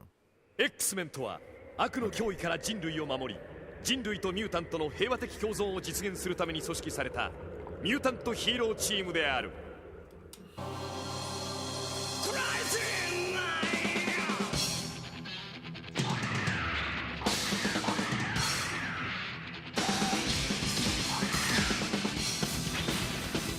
What the hell?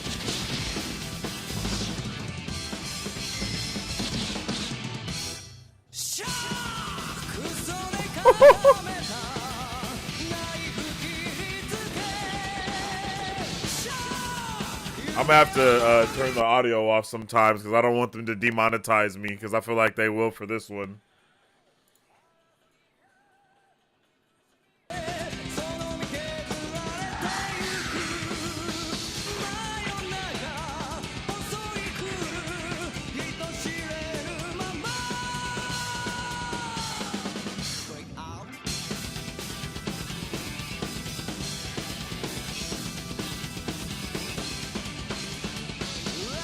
Professor M is crazy. Whoa.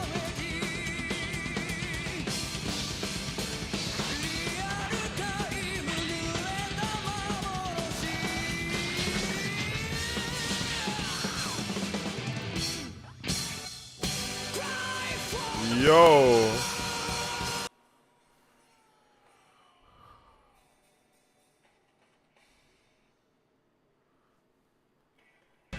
Oh. X-Men. X-Men. Oh, I'm 100%. Oh my god, yes. Like, I'm using those for sure. Are you kidding me? Every single one of these are getting used. Oh.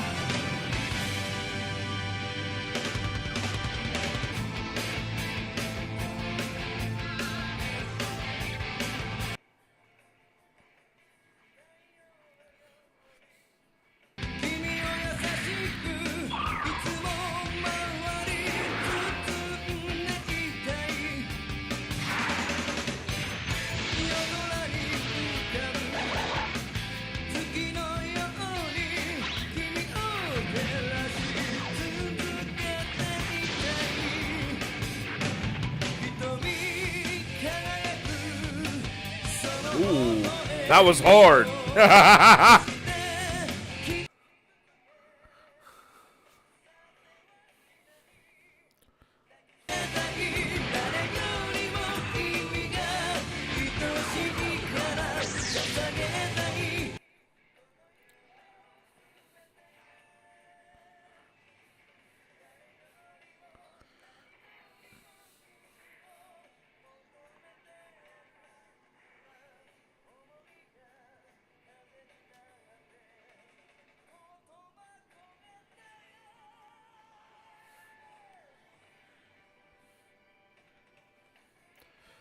Yeah.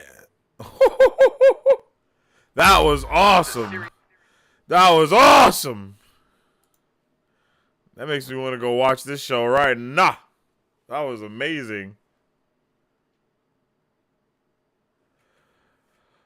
No, just how much I liked it. Sorry for the confusion. Oh, all good, all good, all good. Instead of 2 thumbs up and a half, Mutinto Hiro Timu de Aru. Man, that Japanese intro, yeah, that was crazy. This is a work of love by some dude in Japan. Oh, that's just some dude in Japan? That's not an actual show? There's not an actual Japanese X-Men that belongs to? Or a show that belongs to? What? That's freaking crazy. By some dude in Japan is crazy.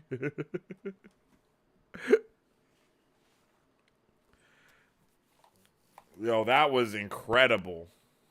Wow. That was incredible.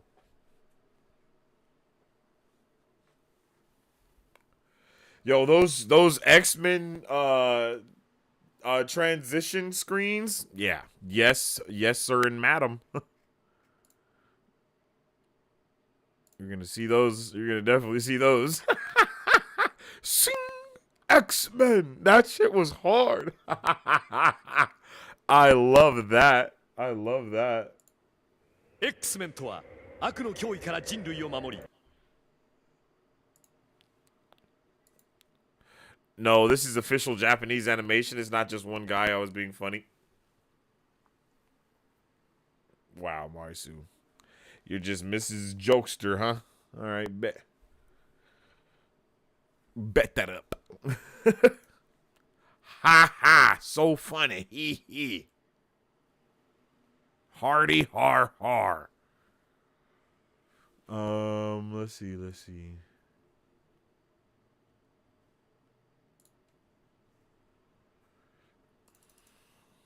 Alrighty. Well, I am freaking so ready for X-Men. I am so ready for Invincible. Those both seem like they're gonna be amazing going into March, and the hype is unreal. Yeah, for real. Fooled us twice, like in both ways. Fooled us and then double fooled us. Like, damn. I'm so ready for those shows. Animation is so slept on, and it shouldn't be. It's just so disrespectful how much animation is slept on. And I wish, like, I need Marvel to make, like, something animation in the theaters so they can break box office records and make every other studio want to make animation stuff. You know what I mean? That's kind of what has to happen, is you have to have that one freaking super behemoth make something insane, and that makes all the little guys want to replicate it, or it gives all the other, or at least it makes the bigger guys want to fund the little guys projects that they wouldn't have before. And I think Avatar Studios is going to do that as well. I think Avatar Studios will actually have a good possibility of doing it.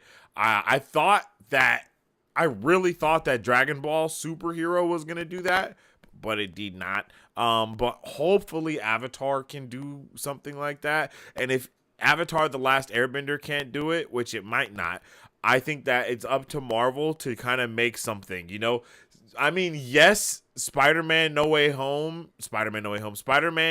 Across the Spider-Verse and Beyond the Spider-Verse and all that stuff is amazing, and it has broken records and all of that, but it was a different that in itself is different also, you know? So it's like you kind of need something to be animation and like in a regular animation way. I don't know. I'm not trying to dog Spider-Man either, because I love that movie, but it's just, I know that movie in itself broke standards of what animation is, because they used a different animation style that had never really been used before, and then they did that again for the sequel, right? So I'm kind of talking like, give us something like Invincible type of animation, or something, you know, the Justice League movies that we get. Let's get something that style, but have it release in theaters, and it be canon to the MCU, canon to the DCU, canon to Star Wars, whatever the project is, and then, you know, allow that to kind of blow up in that way. I think that's really where we need to go. Is we need one of the what is it called? Not just the heavy hitters, but we need one of the conglomerates to do something big. I mean, again, look at what Marvel did to the superhero genre already, right? People are so done with the superhero genre, but it's like Marvel caused things like The Boys to be able to happen. Invincible in itself is a cause of Marvel. You know what I mean? I mean, no matter how you look at it, it's because people weren't taking chances on the comic book stuff before, and then when they saw how good the MCU was doing, they took a chance on every single comic book thing that has ever been a comic book thing ever.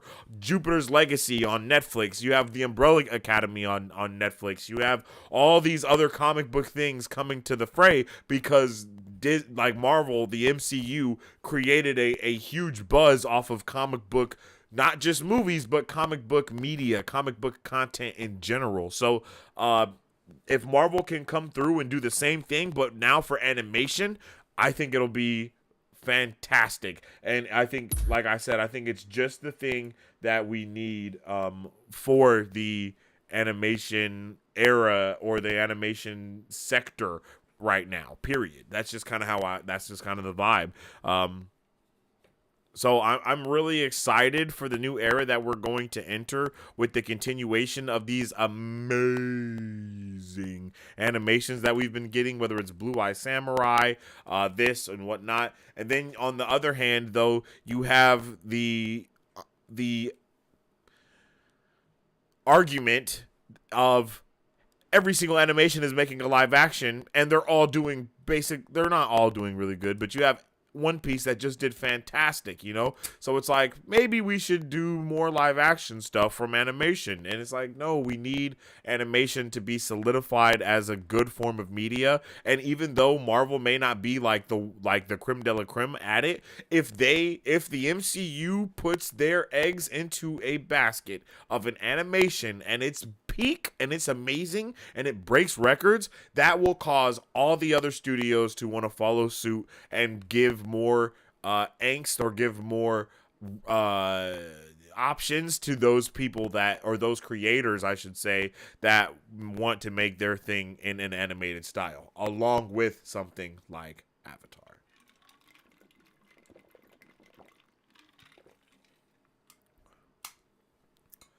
All right. So I am tired and dreading it coming because I can't have any new show or movie without some whiny Karen finding one thing to bitch about and making it like this major issue. Wait, what are you talking about? What show are you talking about? Granted, some were legit issues, others just flipping trivial and petty. Wait, what are we talking about? What are we talking about?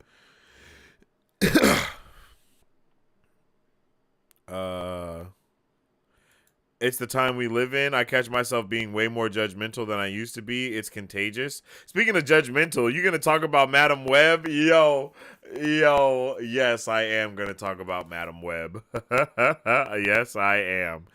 I know, but I broke free. Like I mentioned, was watching the Marvels on theaters. People gave their condolences. I said I'm watching because I want to see it. I want to decide if it is good. I had a really good time with the Marvels the first time and the second time. I had a better time the second time. The villain in the Marvels is ass, but I mean, a lot of villains are villains are just hard to do.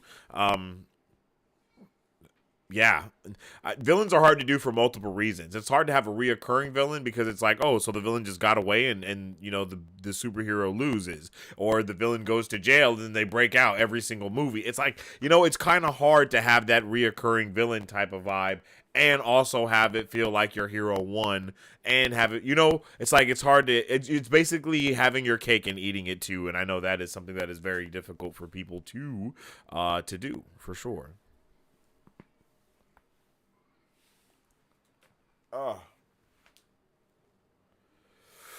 So, let's talk about Madam Web.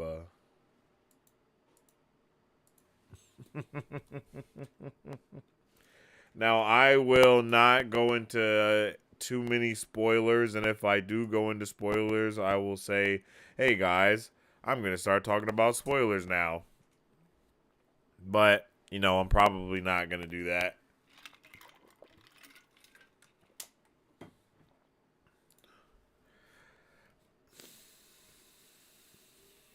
But, man, when I tell you that Sony did what Sony does with their movies and did that with this movie to the fullest extent of doing stupid stuff with a movie, that is exactly what happened here, y'all. That is what happened here 1,000,000,000 billion trillion %. This movie was, man, this movie was something. And that something is not good. The something that this movie was not good. All right? I don't know what was happening with the Madam Web movie. They did a whole bunch of something and a hell of a lot more of nothing at the same damn time. When we talk about trailers being everything in the movie, that is what this is. And you're still going to be confused because it doesn't really tell you anything. Sony needs to give it up.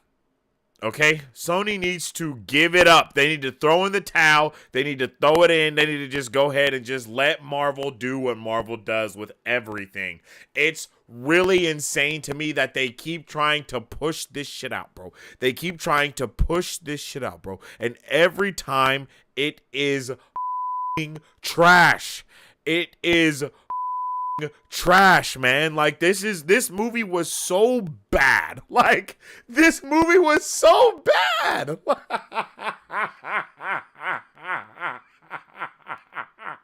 This movie was so bad.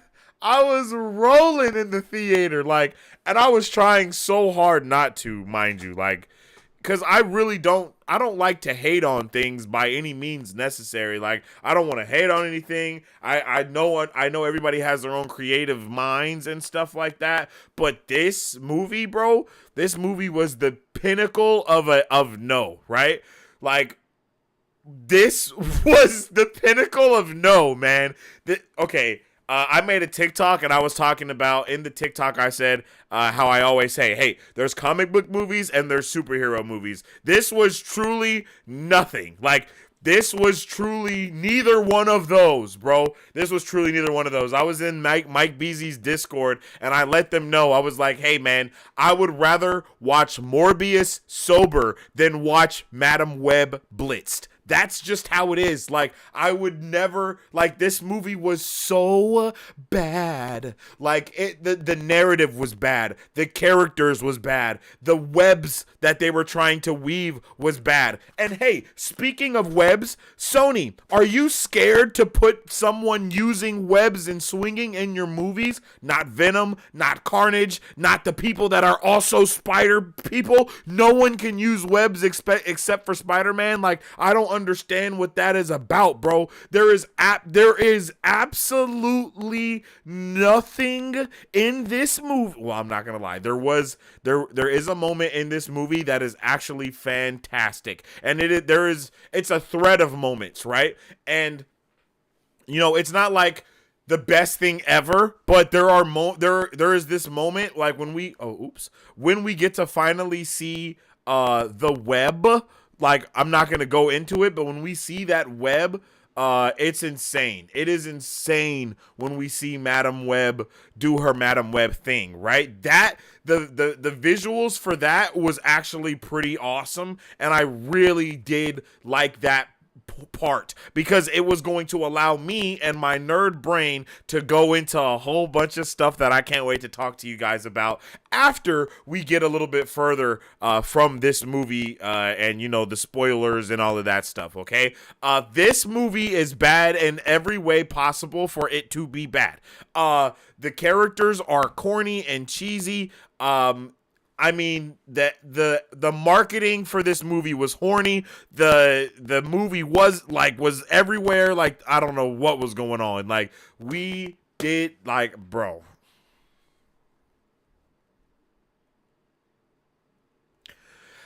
I am so baffled that this movie got to be created. Okay, so you know how we always talk. Okay, hear me out right now.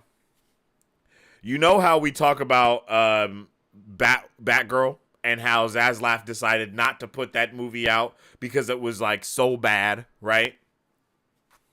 This is that.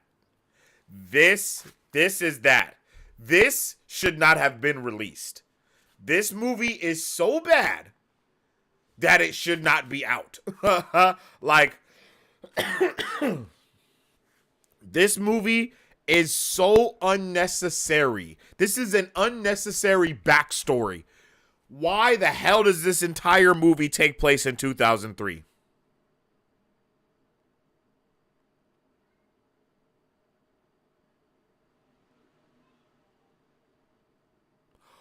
Why does this entire movie take place in 2003?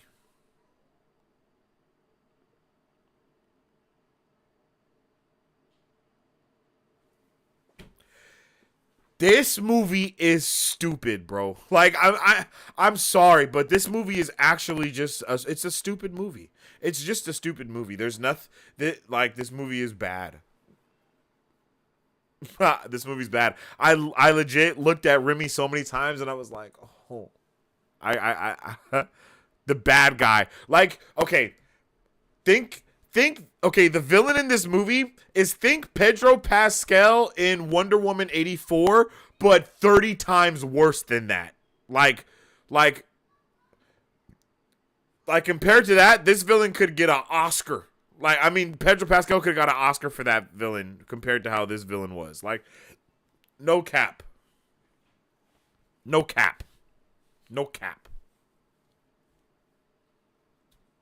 All right, guys, I'm going to say spoilers now. Not a lot of spoilers, but I'm just going to say one spoiler, okay? I'm going to say one spoiler for the movie. It's not anything that will ruin the plot, mainly because there isn't one there. But I'm going to spoil one minor detail, and if you don't want any spoilers, I will tell you now that this is your time to mute the video, okay? You can mute the video, and then until you see until you see this video come back on screen, until you see the video leave the screen, I will be talking spoilers. So as long as you see this video playing right here, that means I'm talking about this minor spoiler that I'm going to talk about, okay? So I will turn this video, when the video goes off, spoilers over, and then I'll turn the video back on and you can jump in, okay?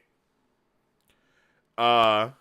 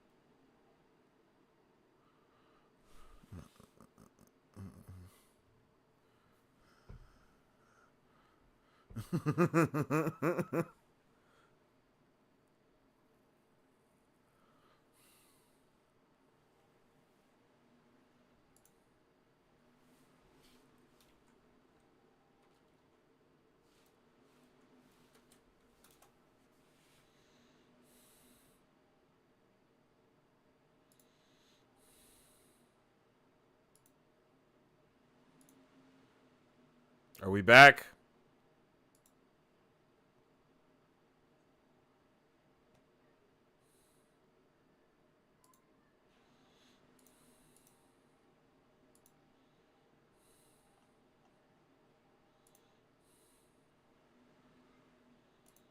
Are we back?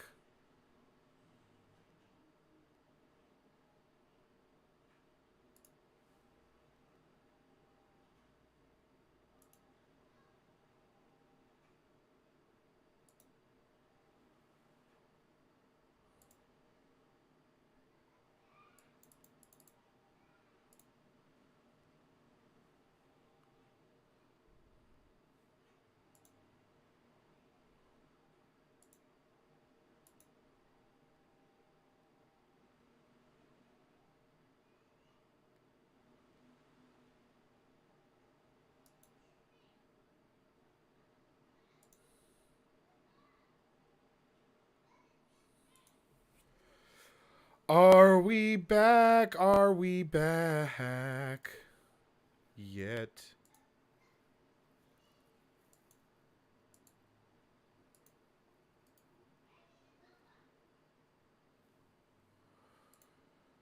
Do. It's okay, Sony. Your movie is ass. I'm still gonna tell them your movie's ass, so you might as well just unblock the stream. I won't show any more of the trailer since it's the entire movie. Okay? And then it should be alright. So put the stream back up. And I'll take your ugly trailer off of there.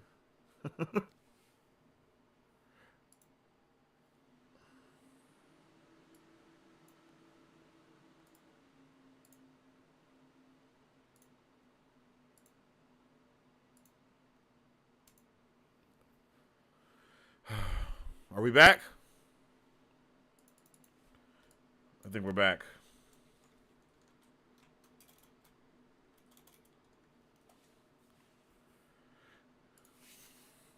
Yo, I'm telling you, Paramount did the same shit with my Halo review for episodes 1 and 2, because I definitely started hating on Quan Ha.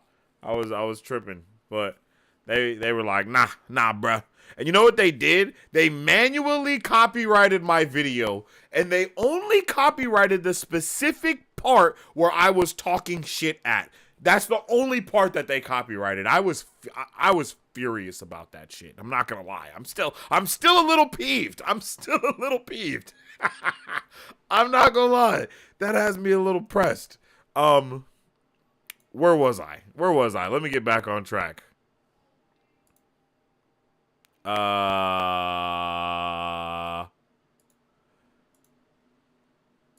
was I?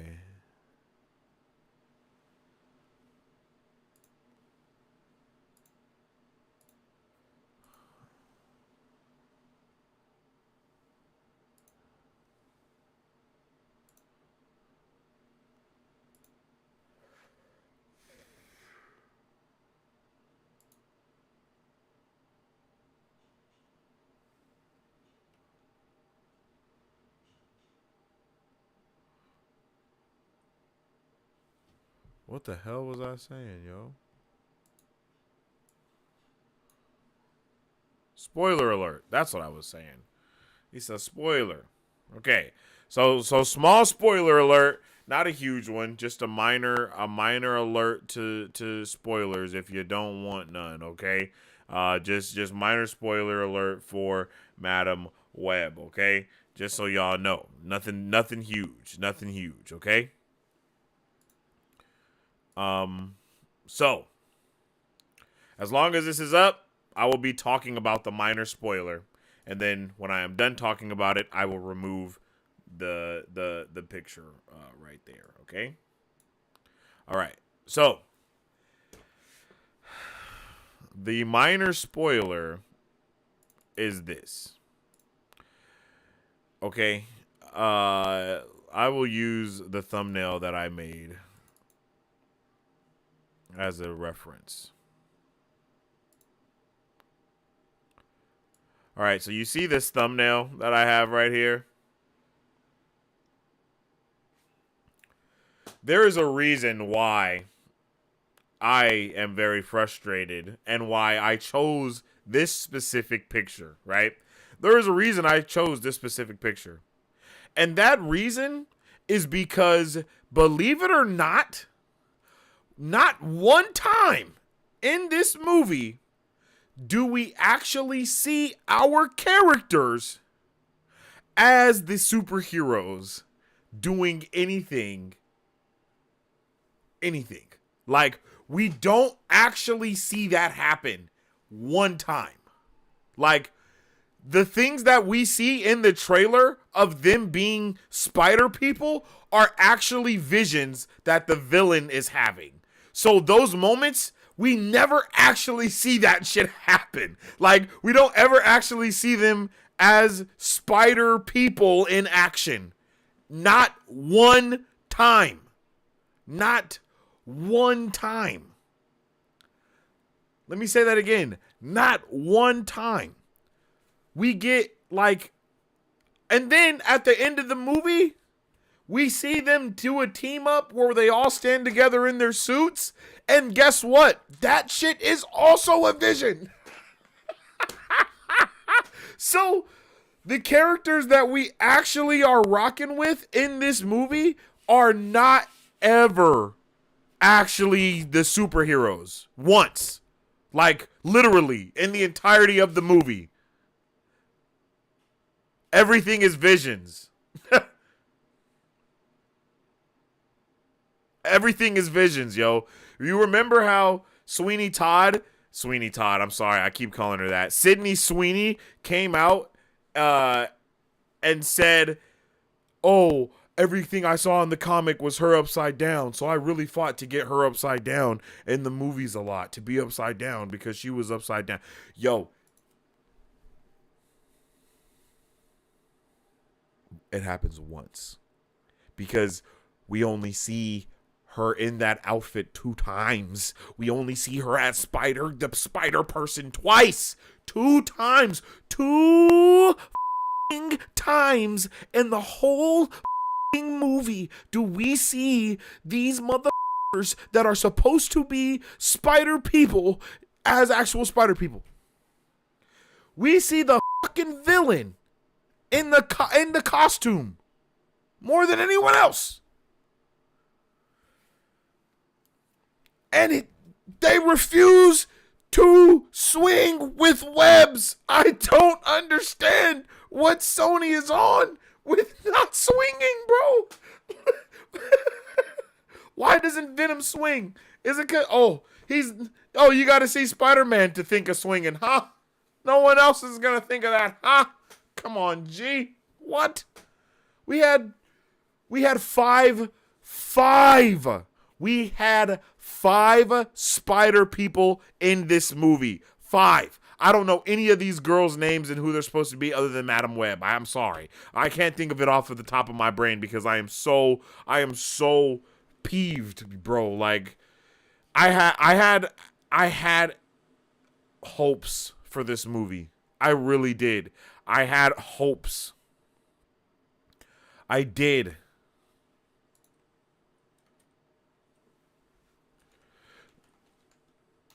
But those hopes died.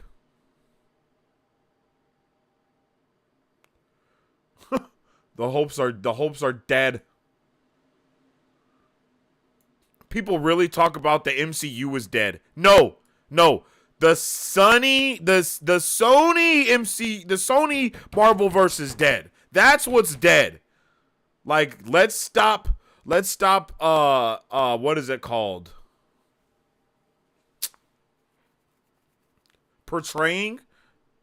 Projecting. Let's stop projecting, okay?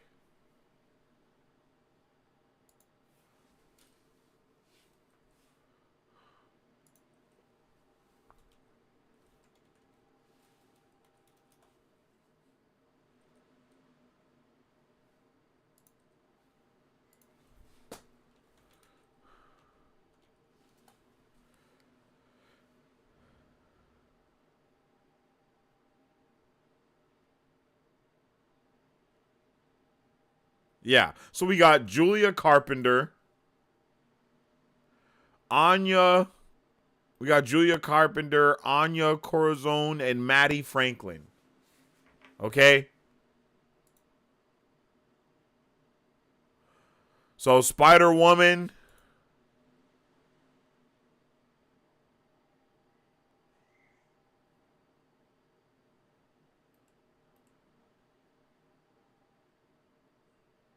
Spider-Woman, Spider-Girl,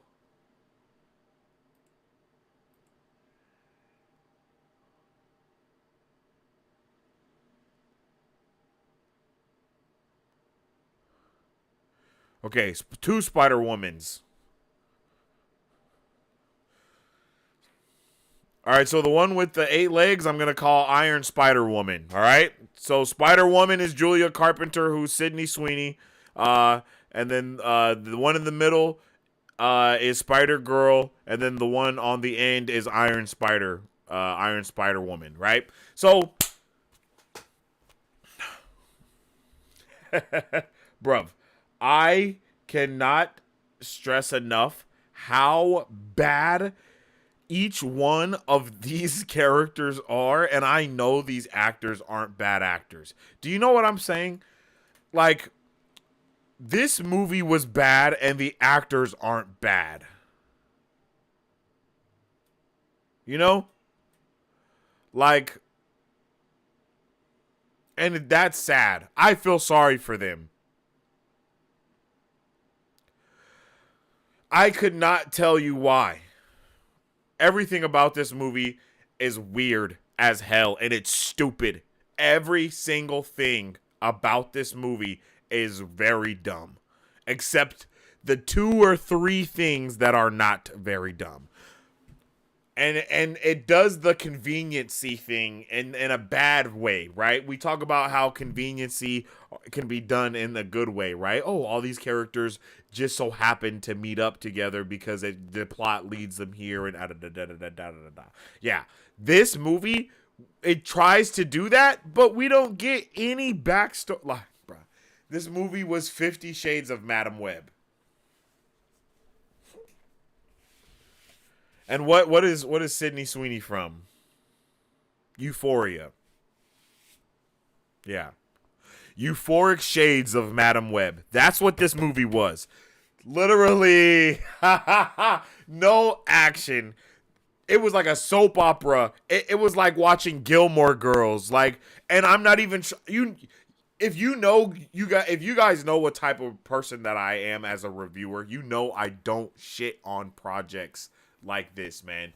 This honestly felt like it was like this was just Gilmore Girls with superhero names attached to it. Like, in no way, shape, or form was this like, and they didn't even try to do like extra super feminine stuff or anything like that, you know? So I can't even see that being an argument for somebody being like, oh, this movie is it's woke. It's not woke. It's just bad. Like, this isn't woke. This isn't any of those things. It's not trying to even do a heavy woman empowerment thing or it's not even trying, it doesn't do any of those things. It's not like, oh, we're women, we got this. No, it doesn't do any of that type of stuff, Like, surprisingly, I wouldn't even have been mad about that, do what you want, but I'm just saying this movie doesn't even do those things, and it still comes out to be a overly awkward type of just like, I don't know, man. It's just not what it's not good.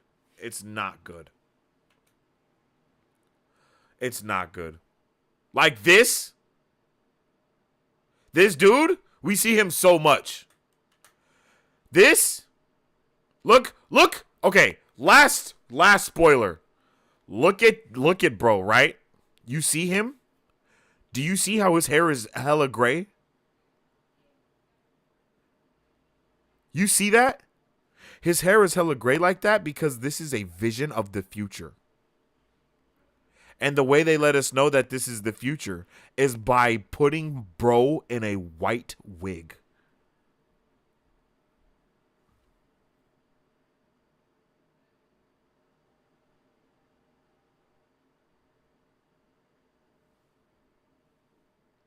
This is what Mans looks like regularly.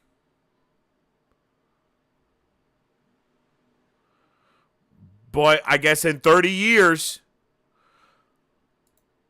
when he gets attacked, this is what he looks like then. White hair. I don't know what to say, man. I don't know what else to say. Okay? I don't know. The movie is ass.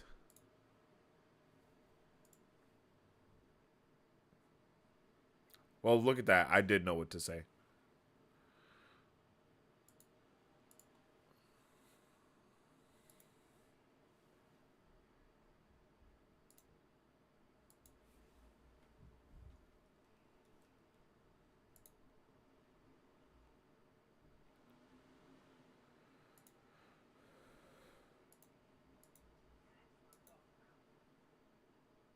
Oh.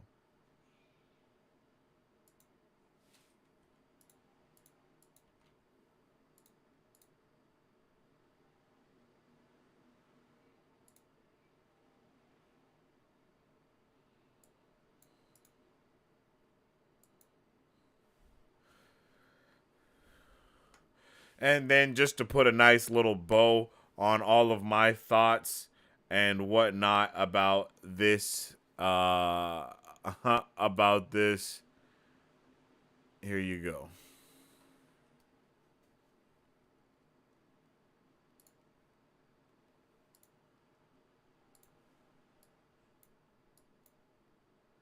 I saw Madam Web last night, so you don't have to. Really, I should be saying I saw Madam Web last night and you don't want to. I have a saying. There's comic book movies and there's superhero movies. And somehow, this is neither of those. Web connects them all is the basis of the movie, and it's not done well. This movie does a lot of things, but all those things that it does them badly. This movie is a solid 3 out of 10. A half a star out of 5, however you want to rate it. It sucks. I wanted to leave this movie multiple times. There's just nothing here. Spoiler warning. We don't even see them in their suits in the movie other than the vision and what we saw from the trailer. Like, there's not one moment where there are any spider people other than the villain, and he also sucks. A lot of good ideas executed terribly. I saw Madam Web last night, so you don't have to. Really, The movie is just bad, yo. Movie is just bad. Have you seen Halle Berry Catwoman? I'm curious which you think is worse.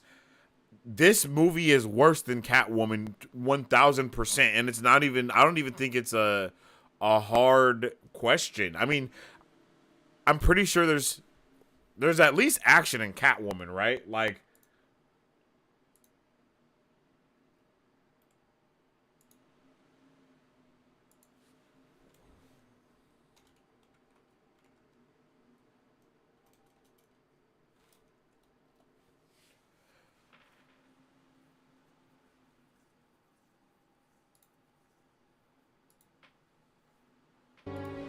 What the hell is I'm wrong honestly with you, not Face? sure. Your incompetence is staggering.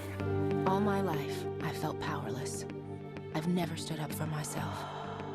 But then... You can come out now, it's okay. No, this is basically the same movie. Everything changed.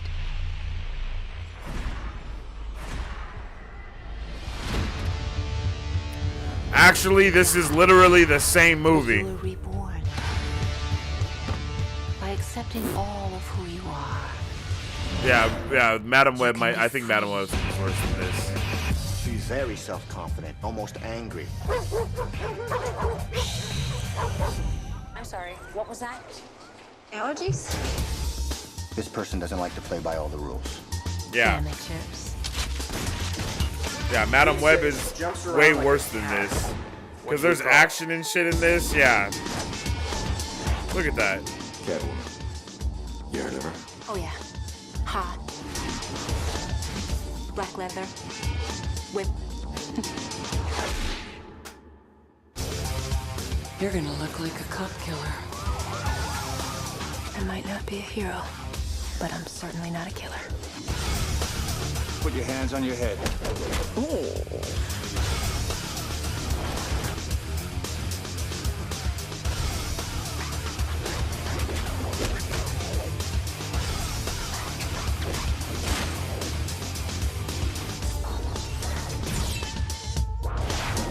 Looking back on it now, dying was the best thing that ever happened to me.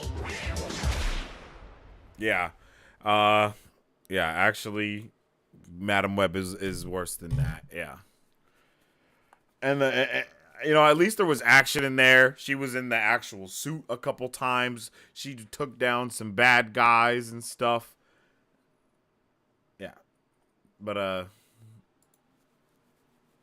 not Madam Web. No.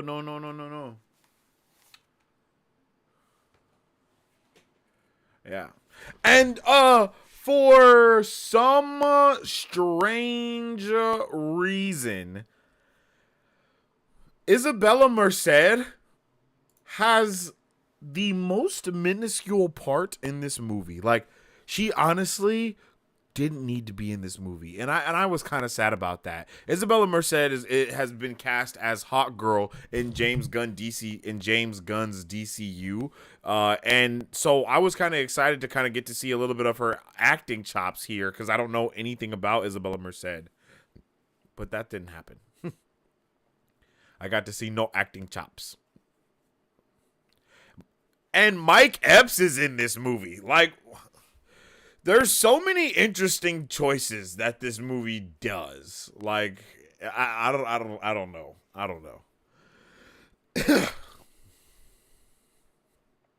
I don't know.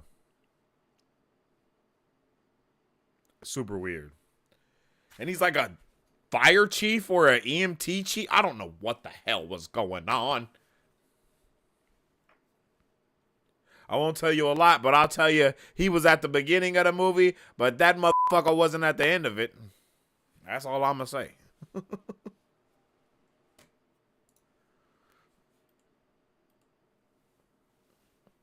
That movie was bad. This movie is bad.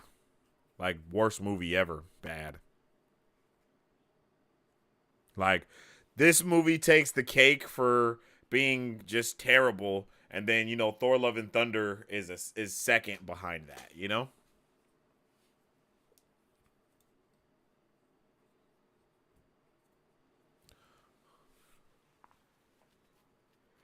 Like, holy, this was bad.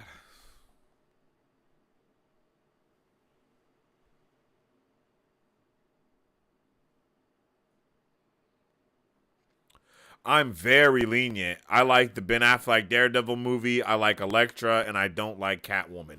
Yeah. Those movies are not terrible. Those movies aren't terrible. That's why I understand. You know, those movies aren't terrible. This movie is. This movie's terrible.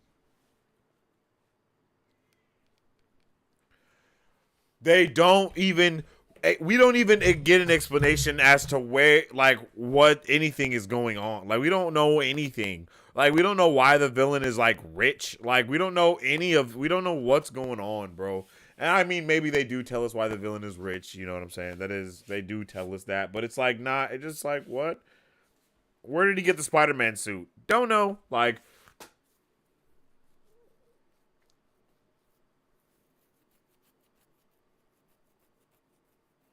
yeah.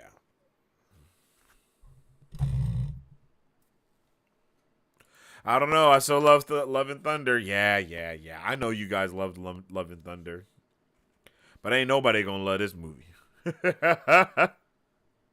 Like, this movie, Morbius, you know? Like, Morbius is so much better than this movie. It's insane.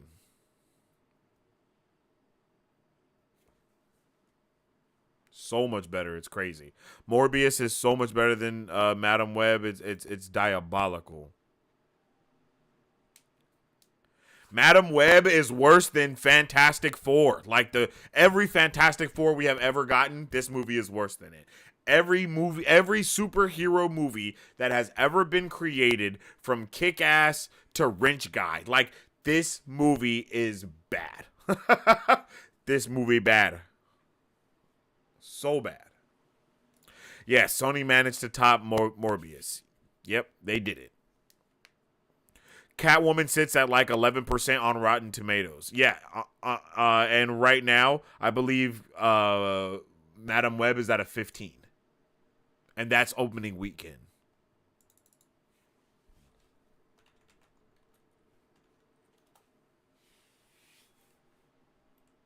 $14 on Rotten Tomatoes. 3.8 on IMDb. Metacritic 30%. Yo, hey, can we at least say I be on point with these ratings? You know what I mean? It's not like, you know, I almost all the stuff that I be rating. I be rating it pretty accurate to what the Rotten Tomatoes stuff is. I'm just saying, it happens a lot.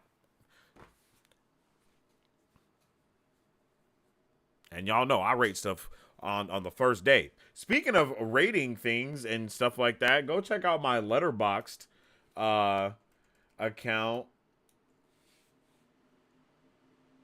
That's where I will be reviewing movies from here on out. They'll be adding shows a little bit later on in the year.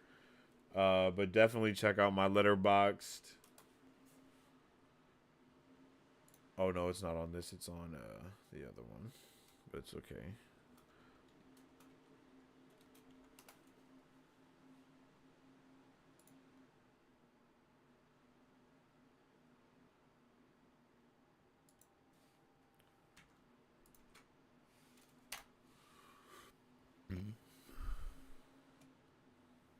There it is. Go follow me on Letterboxd so you can check out my reviews and stuff like that. That's where I will be reviewing things from now on. Whenever I come out of a movie, I'll be reviewing stuff on there first. And then that will go out on everything else. So you can always check out how I feel about things, get my thoughts on movies there. And then they'll be putting out shows. They should be putting out shows later this year. So, yeah.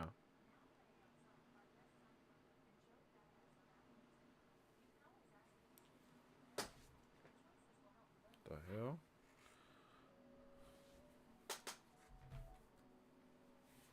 My Mac just started playing music, yo.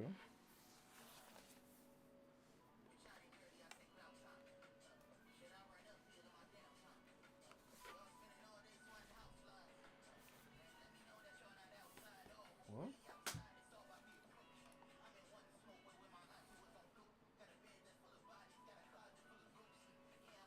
What?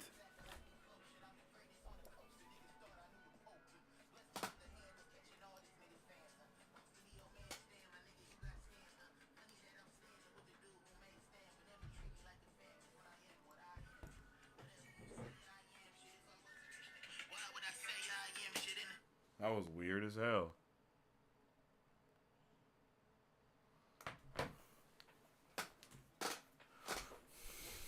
That was crazy. I don't know what happened just now. Wonder what Madam Reb is on Rotten Tomatoes. Yeah, it's a 14% right now. I guess I could rate stuff on Rotten Tomatoes too, huh? I'd be forgetting. Whoops. I'll make a Rotten Tomatoes account as well.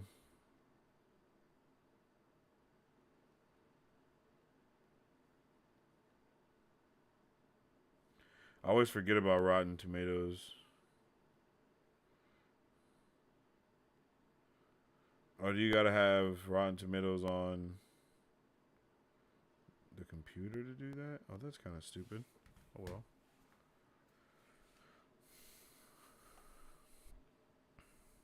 You saved me some money on Madam Web. Yeah, movie is bad. That movie is so bad, they probably not even gonna go to the theater to bootleg that shit. Like, that movie is bad.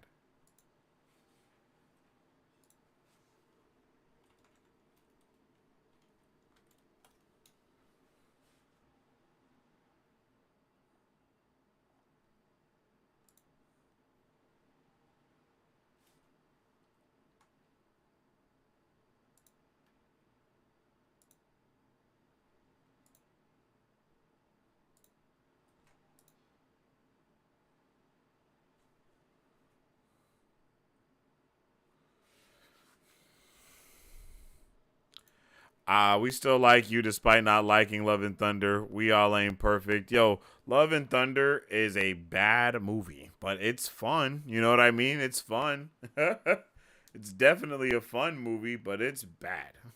Like, Taika Waititi, I don't know what. Like, it shows that he didn't want to make that movie. It shows.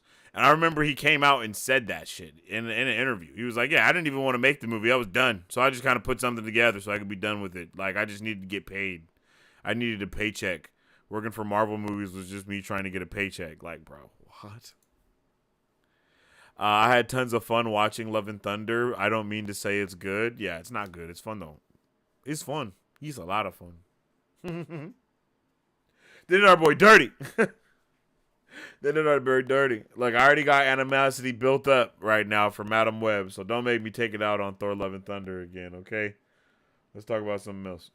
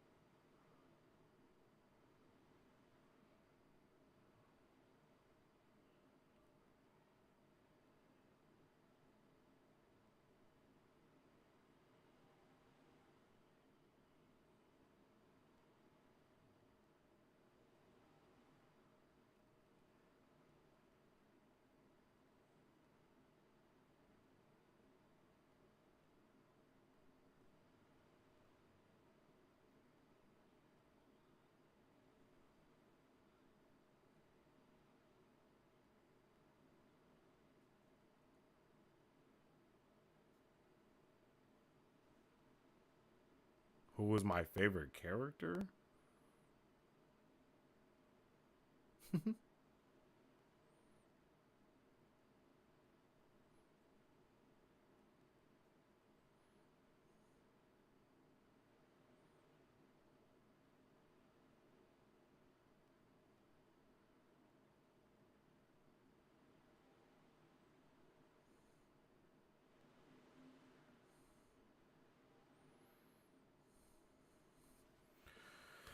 I guess people like the movie, but I don't. You said Madam Web is better or worse than Love and Thunder. No. I said it's worse. Madam Web is worse than Love and Thunder. Love and Thunder is better than Madam Web by millions of light years. Like, I had fun with Madam Web. I had fun with Love and Thunder. There are awesome action moments. There's awesome action. There's awesome fights. There's some beautiful CGI in there. There's a whole bunch of everything going on in that movie. You know what I'm saying? Like, there's a lot of awesome things going on. But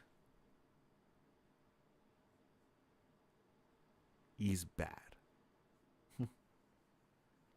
Fave character in Madam Web, background character in that one scene. That's literally what I selected. I'm not even gonna lie to you. Like literally, it said, "Who was your favorite character?" And I selected my boy O'Neal, who is literally a background character. Wait. Oh.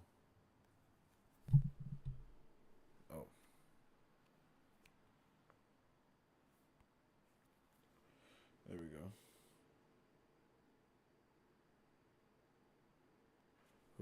Who is a background character? There it is. Emma Roberts is actually in this movie as well, which was crazy random to me.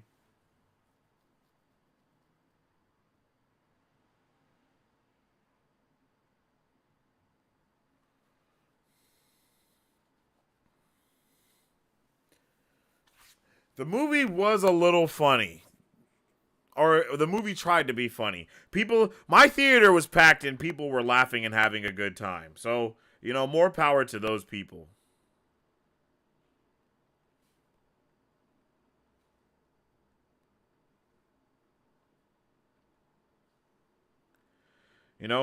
I love when people can have a good time. I mean, it was Valentine's Day.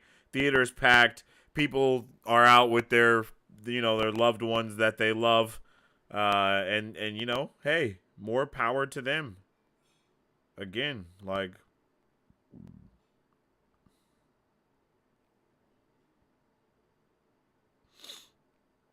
I'm not mad at them about it.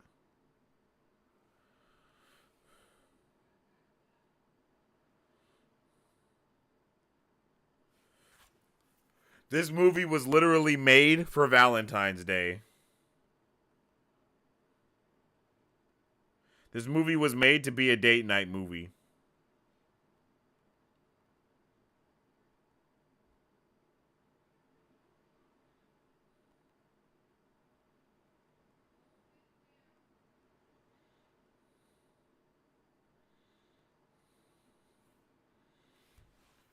%. This movie was made to be a date night movie, and it should have been marketed that way.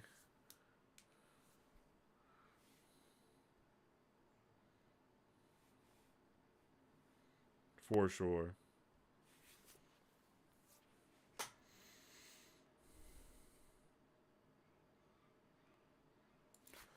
I was asking if you would say better or worse. I mean, I knew you would say was worse than... Yeah. Madam Web is definitely worse than Love and Thunder. Love and Thunder has amazing moments. I'm not going to lie. There are some crazy fire things in that movie. It's just the movie overall is just bad.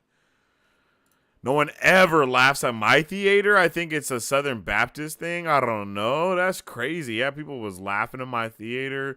People were singing along. Some guy behind me started like trying to sing along with the song. I turned around and looked at him. I was like, "What is wrong with you?" I was like, "What the fuck are you doing?" Like, bruh, why the hell are you singing so much, my guy? A very Spidey Valentine's is crazy, yo. That's crazy. Holy crap, I've been live for 2.5 hours? That's insane. I had no idea.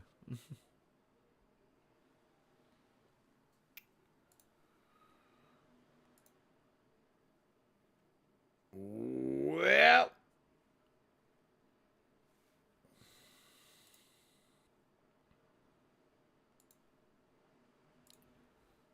Let me see. Let me see.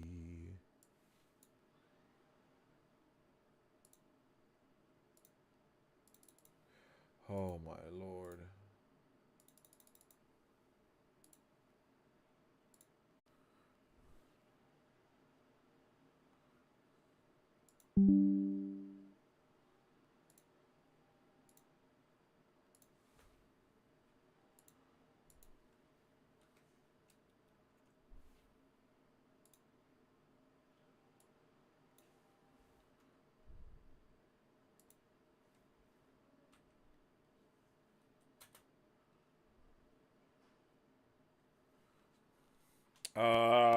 Always thought that was an American thing, laughing in the theater like you see in reactions and clips. No one up here reacts that intensely. Really? That's crazy. Oh yeah, it's my theaters are very rarely quiet. Like, to me, that sucks. Like, I would hate to be in a theater and everyone is just quiet, just not.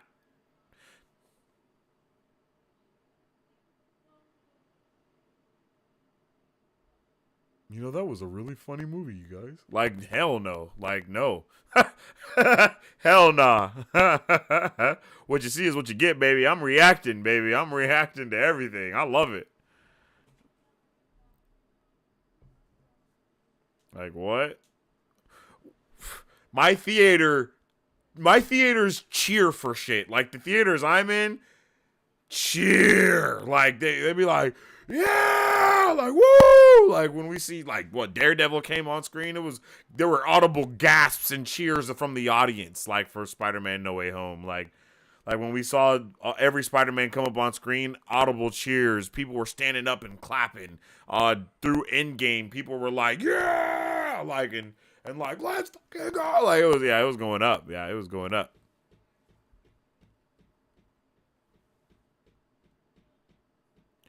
Bring back Wheelie Wednesday soon, please. Okay, next week.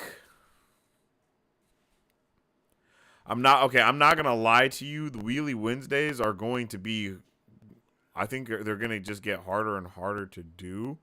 So either the time will have to move up significantly for Wheelie Wednesday, or we might have to change the Dizzy, but I don't want to change the day, but I'm not sure. It just depends on what time all of these shows start coming out, because the watch parties are always going to be a little bit more precedent. You know, they're going to take a little bit more precedence. Calendar. Yeah, the Wednesdays are about to be... Oh, wait, no. Wednesday is just Halo. Oh, no, I'm thinking of next month. Right? March.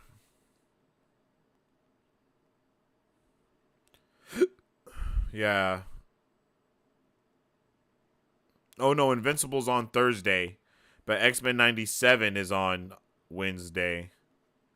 And if X-Men 97 does their 6 o'clock release, I mean, if X-Men does their 6 o'clock release, we can have Wheelie Wednesday still be at 8 o'clock. That's definitely doable.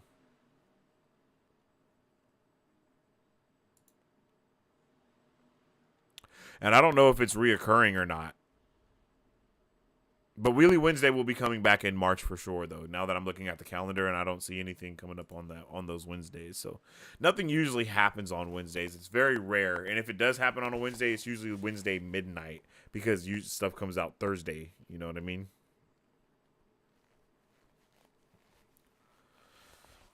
So for sure, we'll start Wheelie Wednesday up in March again, but I think we will be doing Wheelie Wednesday next week.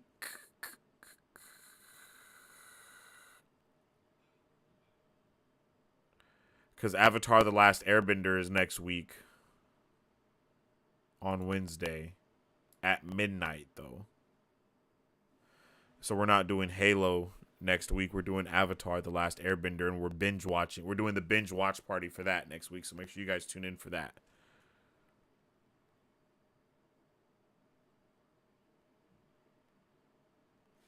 Yeah. Yeah, so next week we might be able to do Wheelie Wednesday and do a full book recap.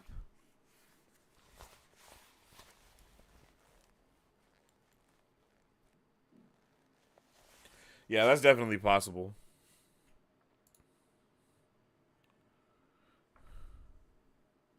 I never said quiet. You hear laughs, but not like the clips I seen. Wow, sounds wild. That high level of a crowd immersion never happens here in any theater I've been in. I'll try to record something next time, for real, because I know it's gonna happen again. What's the next movie that we're going to see? That the next big movie? Dune? Dune? I think Dune is the next big movie. 100% people are gonna be cheering in Dune. Like, I know that's gonna happen. Yeah. Dune is the next big movie. I'll try to record something. I'll try to like have my phone in my pocket or something like that. And just try to record everyone. Because Dune is supposed to be like the war movie one. So I'll try to like get a reaction from that. Because I know that'll be crazy. Tavern Tuesday actually might be something lit to do for all the Broverins. That actually might be lit, Marisu. Actually, Tavern Tuesday might be something dope to give a little bit more incentives for people to come around.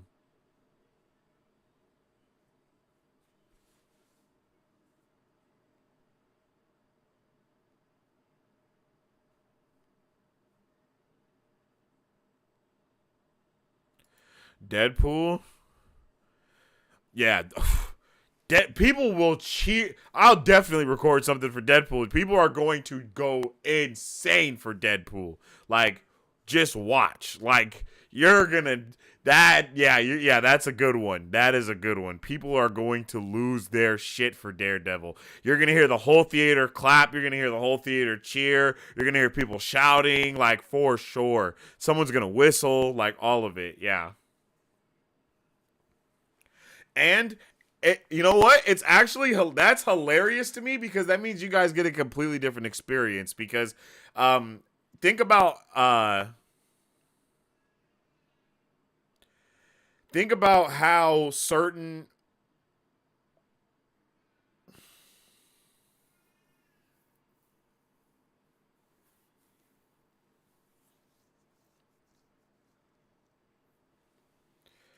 damn.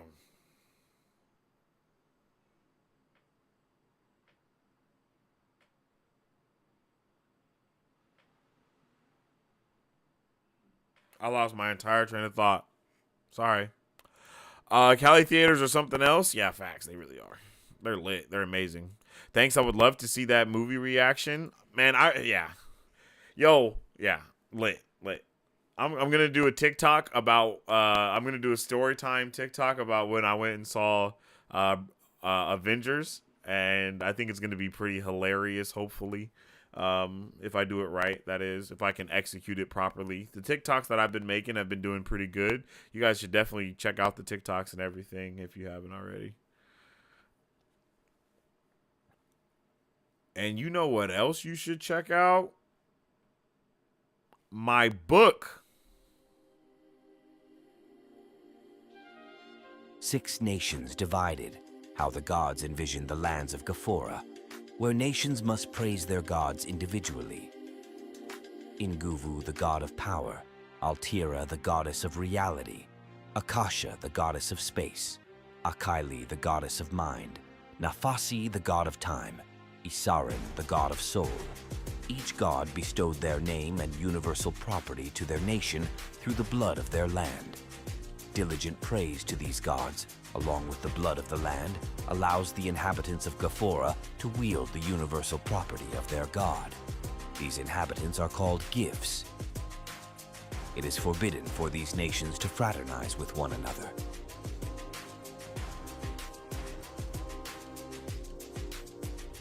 Gifts, the lands of Gafora.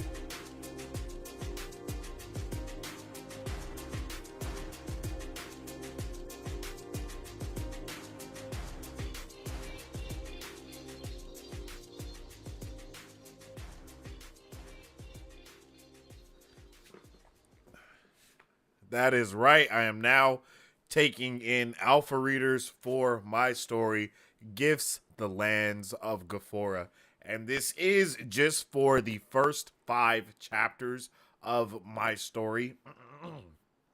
So, if you would like to become an alpha reader, if you would like to check out those first 5 chapters, all you have to do is follow that link that's in the chat, fill out that application, join the Discord. You'll see the link in that application as well. And then once we get a little bit, closer to the time to get it, you guys will have you guys will all get your reader copy or your alpha reader copy. And then you'll also have the form that you can fill out with your thoughts and your opinion on the book and all that good stuff. So if you're a book reader, if you're a nerd, or if you're just interested in kind of figuring out what there is to know about my world, just follow that link. And then on the application, there's also a link to the Discord. So even if you don't want to become an alpha reader, you can still click that link and join the Discord in order to, follow along with some of the world building, some of the lorem that we're going to be doing and all that good stuff. If you want to become a lore master of my book and all my stories and stuff like that, it's possible. So I'm pumped to kind of, to take in alpha readers. I'm nervous as well. But it's gonna be fun. It's gonna be fun. So if you guys are nerdy, if you guys are bookworms and all that good stuff, click the link, fill out the application, get a chance to become an alpha reader for that new stuff that I got coming out as well. And then once you become an alpha reader, you'll be an alpha reader forever. So all the new stuff that I write, if I ever need an alpha reader, you'll be on that list and you'll automatically get any updated versions and all that good stuff too. And then in the future, when we do Kickstarters and all that stuff in the future, you'll be able to be a part of that good stuff. I like reading, but when I finish a book, I don't usually remember any details till I read it again, even if it's many years later. That's why I hated English class. Oh, I feel that. I feel that. I feel that. It'd be like that for real, for real. I have a similar issue sometimes, and that's why I started taking notes. But then I started taking notes so much that I was able to kind of start taking notes in my head, and then writing music helped with that too. So I was always able to, kind of write things down in my brain hole. Did sound cool, though. Hey, I appreciate you. Imagine the Deadpool 3 reaction. Yeah, the Deadpool 3 reaction is going to be insane, incredible, invaluable. It'll be all the things that are bulls. So, I hope everybody is ready for whatever we have to come next and whatever does come next. I hope you guys are ready to nerd out. Tomorrow is Friday. I don't know what's happening tomorrow. You guys might see me. You might not. I'm not sure, completely honest. But next week should be better, I think. I think next week you guys should see me almost every day. I've been making TikToks and stuff like that every day. So I'm trying to get my content up. It's just really hard to post that stuff on YouTube for some reason. You got to do a couple extra steps from YouTube, but I'll get on it, and then you guys should see my shorts posted on here. I don't think YouTube pushes my shorts like it pushes my lives and my videos, because they very rarely get views. So I just got to kind of figure out how to work the shorts. I know how to get Instagram. I know how to get TikTok. I know how to get Twitter a little bit, but YouTube shorts, it just doesn't happen. You know what I mean? Like, it just does not happen. So that's unfortunate. But with all that being said, if you guys haven't already, make sure you drop a follow and drop a like on the page and on the stream, and make sure you follow us on all platforms at Marvel Bros to stay up to date with all things Marvel and everything pop culture. You can also follow me on social media at Sensei Finito to stay up to date with all my thoughts, theories, and opinions on whatever particular thing I may be partaking in at that particular time. And you can also check out that weekly podcast that we got, where the podcast is always weekly. You know what I'm saying? Type the name in on there. What have I been saying? Check us out wherever you wait. I can't remember. I've been saying something, and I've been liking how I've been saying it. It was like, it's like, check us out on your podcast. I don't know. It was a good saying too. I'm gonna have to look back at the other video and find out. It was like, check out Marvel Bros and the podcast. You got to check that out too, or something. It was a nice little sing-songy thing. I'll have to tap back in and figure that out. But and then, as I always say, I hope you guys have a fantastic day. And wait. I'm sorry, I messed that up. And I hope all you guys have a fantastic. Damn. One more time. I hope all you guys have a fantastic day. And as I always say, stay awesome, stay nerdy, and don't forget to stay marvelous. Excelsior. Crush. If you guys would like to support Marvel Bros, all you gotta do is visit our website at www.marvelbros.com and buy some merch. Represent the superfan. Or you can join our Patreon to get early access to content, patron-only scoops, giveaways, private Q&As, and those sacred watch parties. We appreciate you guys. We'll catch you on the next one. Excelsior. On today's pop culture news update.